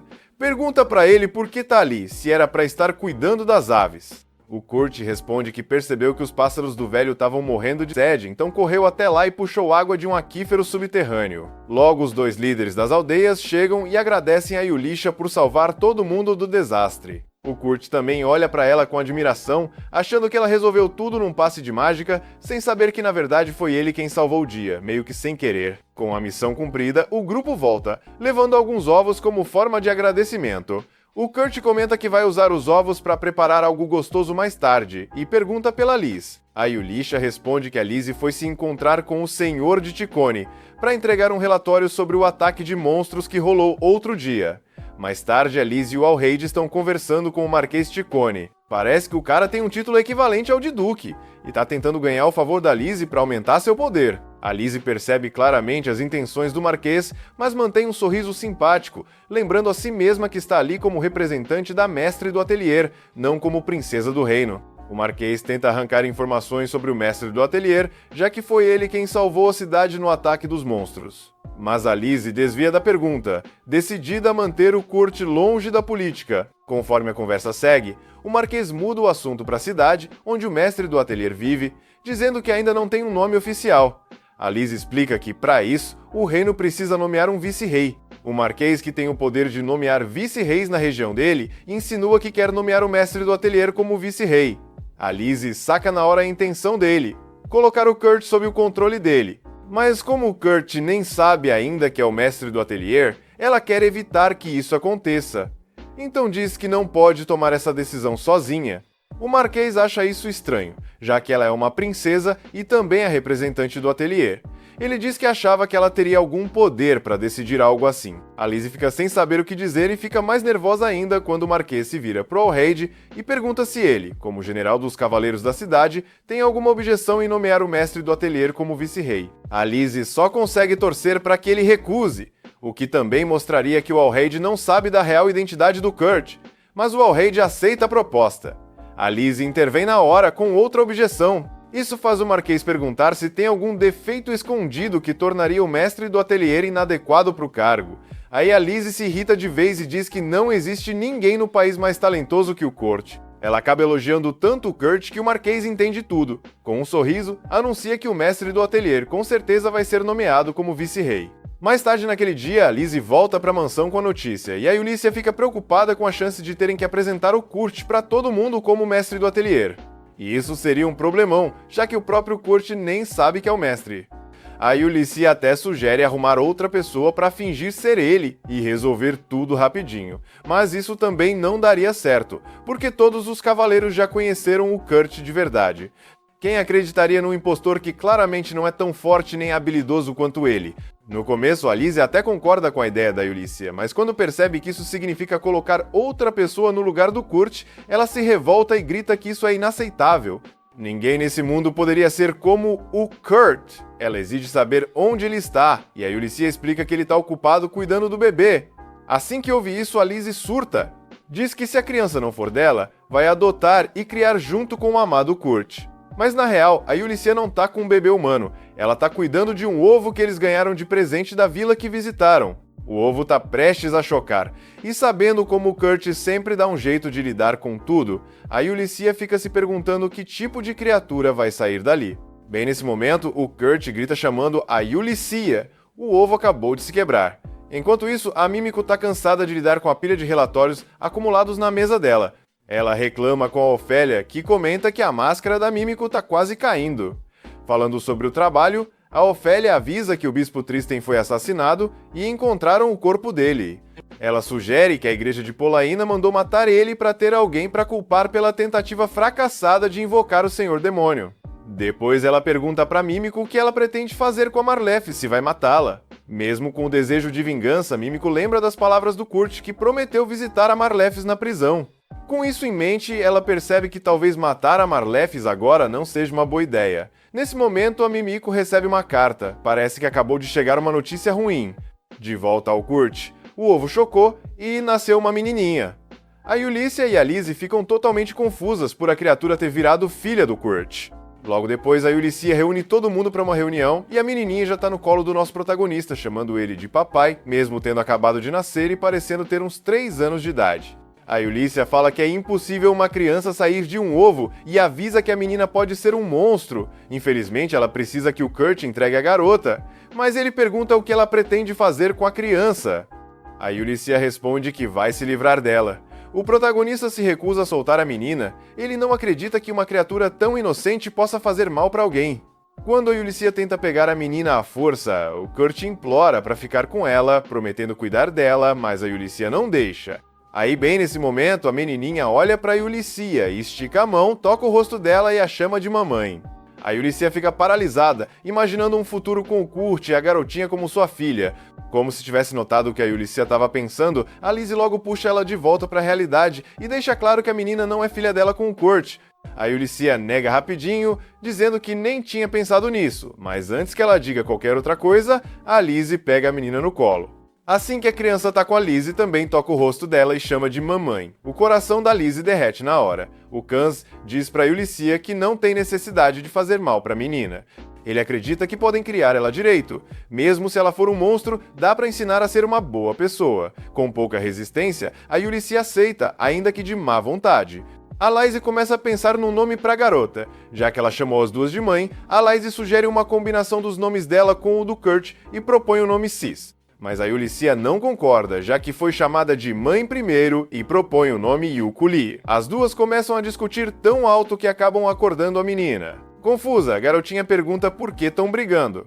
E então pega as mãos das duas bem de leve e de repente tudo fica calmo.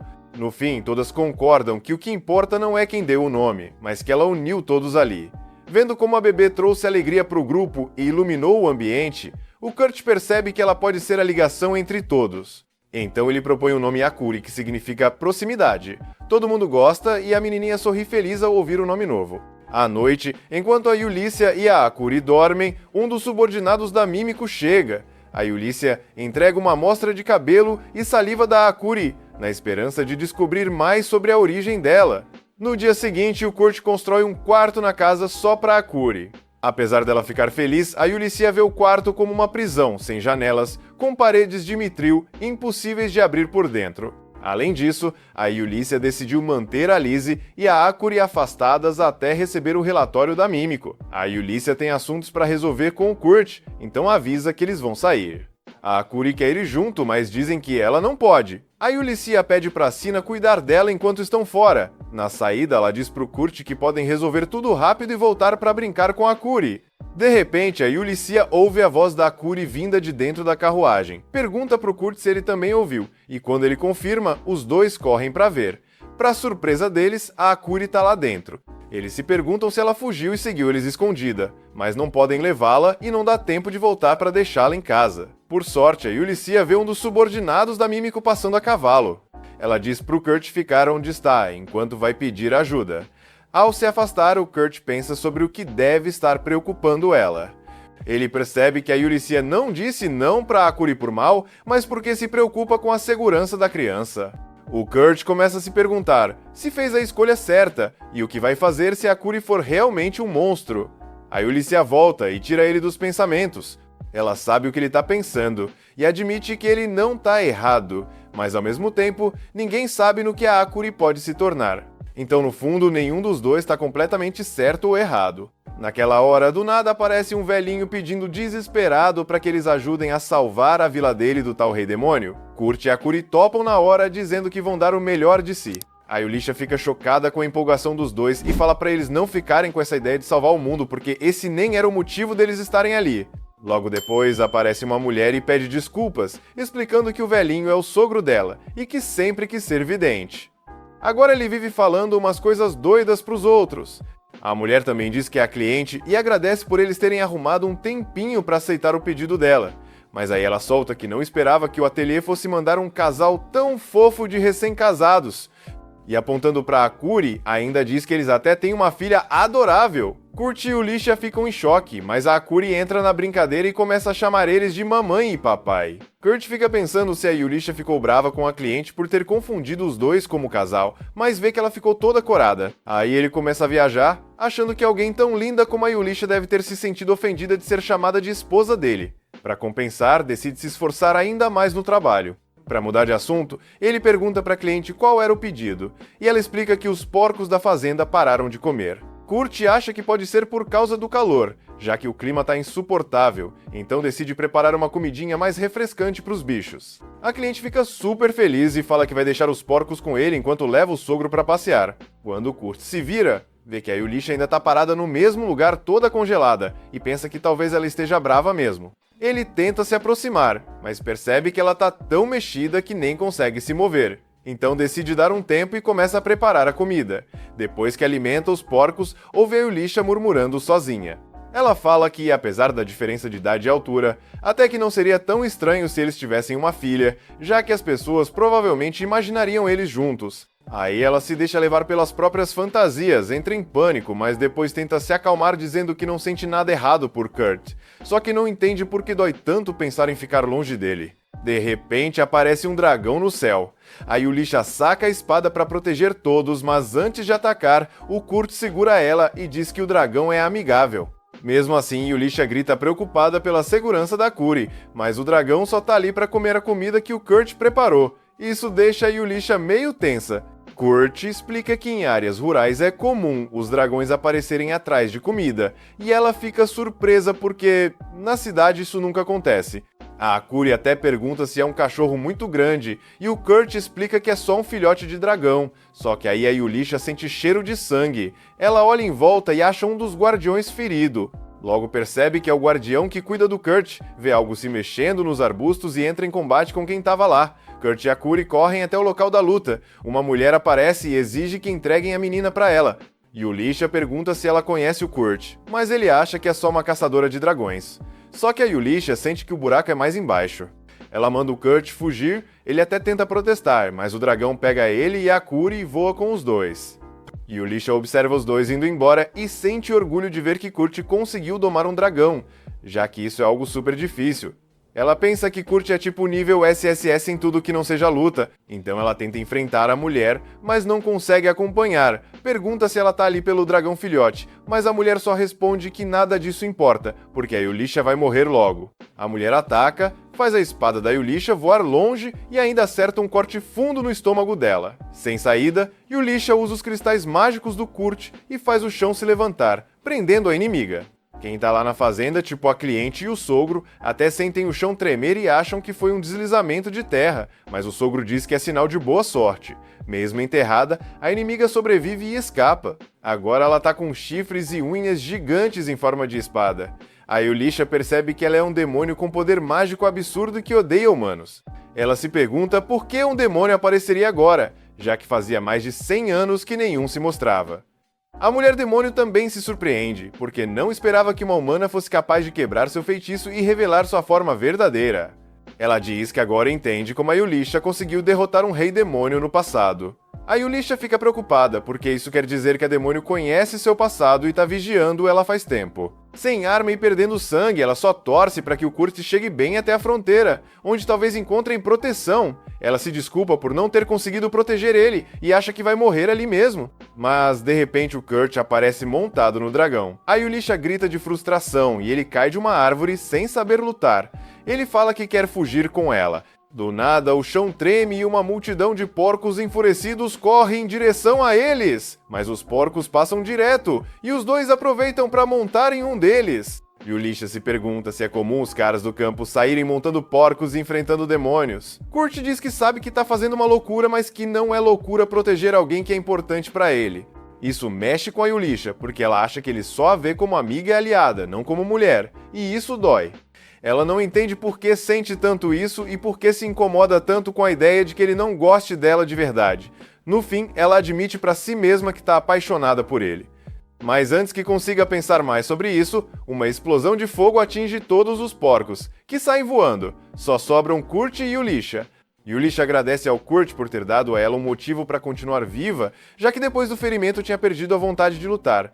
Ela pega a adaga do Kurt e usa sua técnica especial, chamada Corte Mágico, que serve para cortar os feitiços do inimigo. Ela confessa que nunca conseguiu usar essa técnica direito, mas agora não tem escolha. Em um ato desesperado, ela tenta. Mas falha. Do nada, a Akuri aparece e se agarra na Yulisha, chamando ela de mamãe. E aí, de algum jeito, o feitiço se desfaz. A mulher demônio tá exausta, e a Yulisha fica tentando entender o que acabou de acontecer. No fim das contas, ela conclui que foi a própria demônio que cortou o ataque, mas fica sem entender por que ela faria isso. Aí, a Yulisha se toca de que a menina que a demônio estava procurando é a Akuri. Ela até tenta confrontar, mas tá tão fraca que cai no chão. A caçadora foge também, porque tá sem forças. E o Kurt dá um remédio pra Yulisha, segura ela e pergunta se ela tá com dor ou precisa de alguma coisa. A Yulisha só fecha os olhos e decide curtir aquele momento um pouco. Mas a Akuri tá super preocupada, começa a fazer carinho no rosto da Yulisha, perguntando se ela tá bem. A Yulisha responde que tá sim, que tá tudo certo, só que de repente ela pensa, como é que a Akuri chegou aqui tão rápido? O Kurt explica que ela não correu nem voou, simplesmente apareceu, como se tivesse usado magia de teletransporte. Aí a Yulisha começa a pensar que vários magos têm tentado dominar essa magia, mas ninguém conseguiu ainda. Só quem nasce com esse dom de teletransporte consegue se mover para qualquer lugar onde já tem uma pedra de teleporte ativa. Ela pede rapidinho para Akuri mostrar de novo como usou a magia, mas a Akuri diz que não consegue mais. A Yulisha se pergunta como isso aconteceu e tenta perguntar pro Kurt, mas aí os pensamentos dela são interrompidos pelos porcos jogados no chão. Eles decidem levar os bichinhos de volta para a fazenda e a Akuri junto com o Kurt começam a cuidar deles. Quando a cliente volta, ela fica felizão de ver que os porcos estão animados de novo e agradece a Yulisha. Depois pergunta onde está o Kurt, e a Yulisha inventa que ele foi dar um oi para alguém da fazenda vizinha, mas na real, ele tá voando no novo dragão domesticado dele. Depois de lidar com a cliente, a Yulisha e a Akuri estão voltando, e a Akuri pergunta se a Yulisha tá cansada. Ela responde com carinho que tá bem, graças a ela. Aí pergunta se foi a Akuri que cancelou aquela bola de fogo, e a Akuri diz que não. Então a Yulisha começa a achar que foi a própria demônio que protegeu a Akuri. Ela decide investigar tudo melhor, os novos poderes da Akuri e o motivo da demônio estar atrás dela. Mas seus pensamentos são interrompidos quando vê o Kurt acenando lá de cima montado no dragão. Ele desce e mostra que capturou a demônio. Num flashback, ele conta que o dragão sentiu um cheiro estranho, então ele pousou e encontrou a demônio ferida, caída no chão. Viu que ela ainda estava viva e ficou pensando no que fazer. Mesmo sem saber se era certo, ele decidiu dar um remédio para ela. Ela chama ele de idiota por salvar ela, mas ele responde que só ajudou porque no fim das contas, ela não matou nem a Yulisha nem a Akuri, e ela ainda dissipou o feitiço no último segundo. O Kurt joga o remédio pra ela toma, mas logo começa a se sentir fraca. Aí ele revela que, sabendo que não teria chance numa luta direta, colocou anestesia no remédio. Isso vai deixar ela apagada por uns 3 dias. Ele diz que acha que ela é só uma caçadora de dragões e pede pra ela não machucar mais humanos. Mas depois se pergunta se ela entendeu alguma coisa, já que ela não é como a Hildegard. Só que, quando ele menciona esse nome, a demônio fica chocada. Antes que ela possa dizer algo, o efeito da medicina bate e ela desmaia. Depois, todo mundo chega no vilarejo e a Yulisha comenta que esse dia pareceu mais longo que uma semana inteira de confusão. O Kurt pede pra Akuri ir com a Sina e as outras, porque elas devem estar super preocupadas com ela. A Liz e a Sina chegam rapidinho e abraçam a Akuri com força. E aí aparece um cara com uma aparência bonita, e se apresenta e pergunta como foi o trabalho. A Yulisha fica se perguntando quem é esse cara, e a Liz explica que ele é o novo mestre do ateliê delas. O cara com um jeitão charmoso se apresenta como Rikuto, dizendo que estava doido para conhecer o pessoal do ateliê, e Kurt ficou fascinado com a aparência do mestre do ateliê. Ele diz que conhece bem o Kurt e agradece por ter montado um ateliê tão incrível. Depois fala que espera que o Kurt continue apoiando ele, e o Kurt, todo animado, diz que sim na hora. Mas a Yulisha fica desconfiada do cara, achando que não tem como esse tal Rikuto ser o mestre de verdade. Aí ela manda o Kurt preparar a comida. O Kurt, todo empolgado, diz que vai fazer um banquete essa noite e sobe correndo as escadas. Yulisha vira pra Sina e pede pra ela cuidar da Akuri, enquanto ela começa a dar ordens pro Rikuto e pra Lizzie. Só que do nada, Rikuto encurrala a Yulisha contra a carroça. Brava por ele invadir o espaço dela, ela tenta dar um chute bem no meio das pernas do Rikuto, mas o pé dela simplesmente atravessa ele, como se fosse um fantasma. Yulisha fica em choque por um segundo, olha pra Lizzie e entende que tem algo errado rolando. Lizzie puxa a espada, dá um sorriso gentil e diz que a Yulisha confiou rápido demais. Yulisha ainda tá surpresa com o fato da Lizzie conseguir criar uma ilusão de alguém que nem existe. Então Lizzie explica que aquela era a imagem de como ela imagina que o Kurt seria com 20 anos. De repente, o Rikuto se transforma em várias borboletas e desaparece, deixando cair uma carta da Mímico. Nela, diz que vai voltar em 3 dias com um relatório detalhado sobre a Akuri. 3 dias depois, Mímico volta, e todo mundo se junta para ouvir o resultado da investigação. Mas ela manda a real. A conclusão dela é que ela não sabe absolutamente nada sobre a Akuri. Todo mundo fica de boca aberta, e a Yulisha já manda um "como assim? Essa é a resposta?" Aí a Mímico explica. O exame de cabelo e saliva da Akuri mostra que ela é totalmente humana, mas encontraram cristais mágicos nas unhas dela, e isso é impossível de acontecer com humanos. Ela explica que esses cristais são do tipo espacial, usados na Era da Criação, mas hoje em dia essa é uma magia perdida que ninguém mais sabe usar. Kurt pergunta se a Akuri é um monstro, mas a Mímico diz que ninguém sabe. Ela fala, come, parece uma pessoa normal, mas tem magia no corpo. Mímico confessa que a ideia de ter alguém assim morando com eles deixa ela apavorada. Por isso, sugere usar um tipo de magia para impedir a Akuri de usar os poderes de teletransporte, e depois trancar ela no laboratório. Mas o Kurt se opõe na hora, e a Mímico pergunta por que ele tá deixando a Akuri ficar. O Kurt devolve a pergunta, você tá com medo dela? Mímico responde que não tem medo, então ele pergunta, é porque você sabe que ela não vai te machucar? E ela admite que sim, porque confia nele. Kurt diz que é exatamente por isso que ele quer proteger a Akuri, porque se sente seguro ao lado dela, mesmo ela não sendo humana. Ele lembra que mesmo tão nova, ela foi ver a demônio porque estava preocupada com ela. Isso mostra que a Akuri tem um bom coração. E ele deixa claro, não vai deixar ninguém tirar a Akuri deles. Yulisha concorda, dizendo que a Akuri usou o teletransporte para salvar a vida dela. E ainda completa que, se a Mímico não pode provar que a Akuri é humana, também não pode provar que ela é um monstro. Lizzie entra na conversa e diz que acredita na Akuri como se fosse uma filha. Mímico sorri e fala para todos cuidarem bem da Akuri. Depois o assunto muda pro demônio que atacou eles. O Kurt pede pra Mímico não mandar o demônio direto pra prisão, e leva ela até o porão onde ele tá preso. Mímico percebe que o Kurt não sabe que os demônios são inimigos naturais dos humanos, e que ele podia acabar enfrentando coisa bem pior que prisão. Então ela injeta uma substância no demônio que acorda.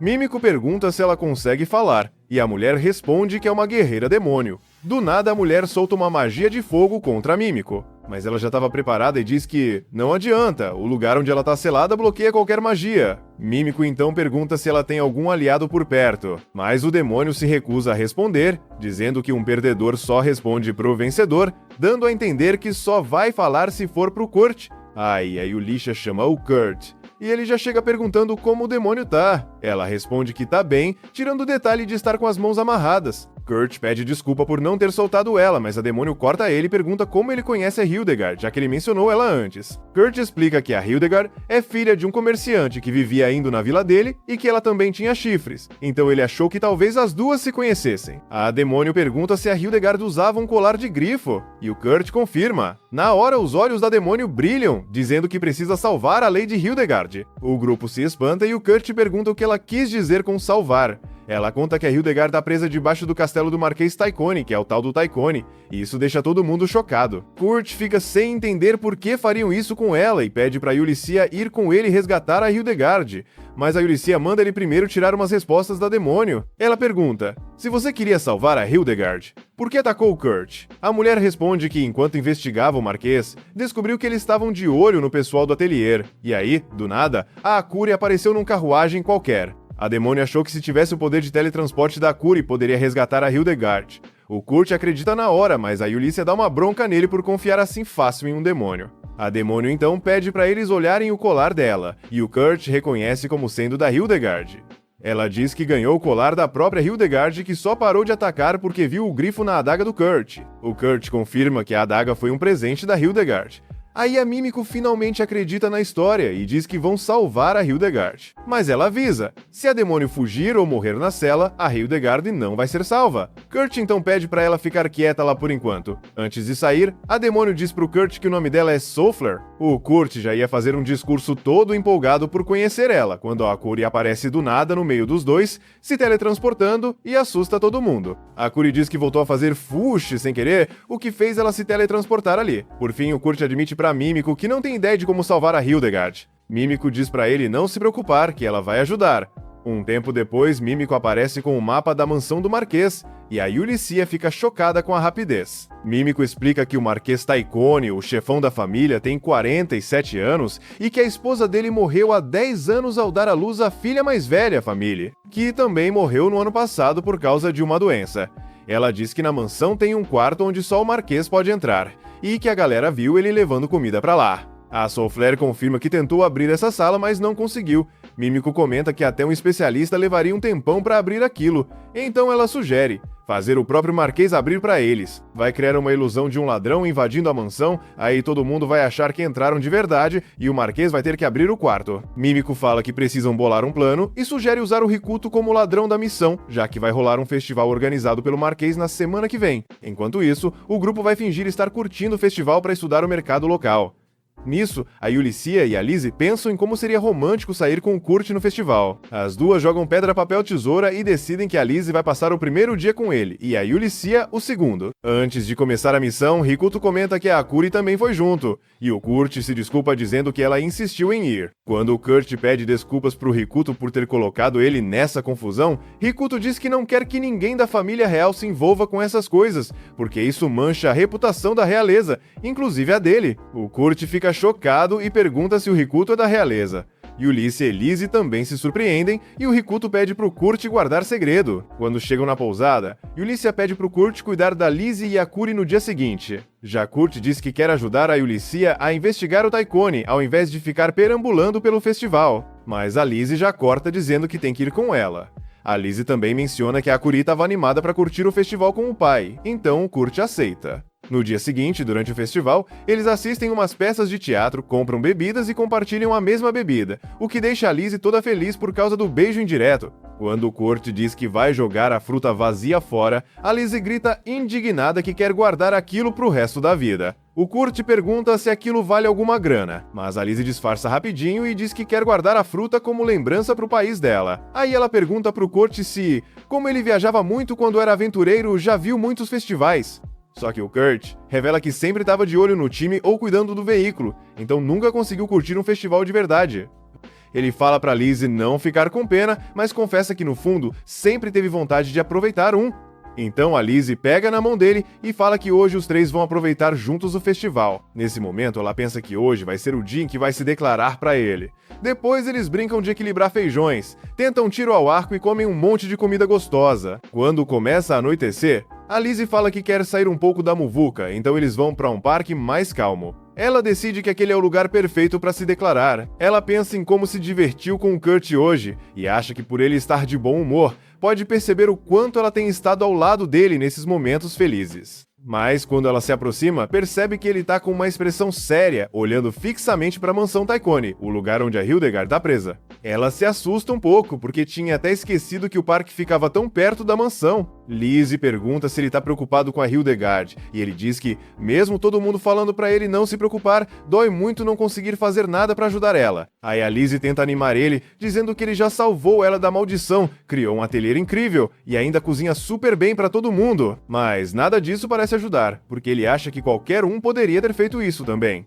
Ela pensa em dizer que isso não é verdade, mas percebe que ele provavelmente não levaria a sério. Então ela fala que todo mundo do grupo gosta muito dele, e que o motivo de estarem tentando salvar a Hildegard é porque eles querem fazer algo por ele. O Kurt fica emocionado e começa a chorar, dizendo que ele também gosta muito de todos eles. Quando o clima melhora, a Akuri chama o Kurt dizendo que tá com fome. A Lizzie pensa que esse teria sido um ótimo dia para se declarar, mas que ver o sorriso verdadeiro dele já era o suficiente por agora. Aí ela vai em direção ao Kurt e à Akuri, que estão brincando no parque, e promete que da próxima vez ela vai se declarar de verdade. E mais nada, é só isso. Comente o que achou e se quiser saber como essa história continua, não se esqueça de se inscrever no canal para ajudar a chegar aos 10 mil inscritos.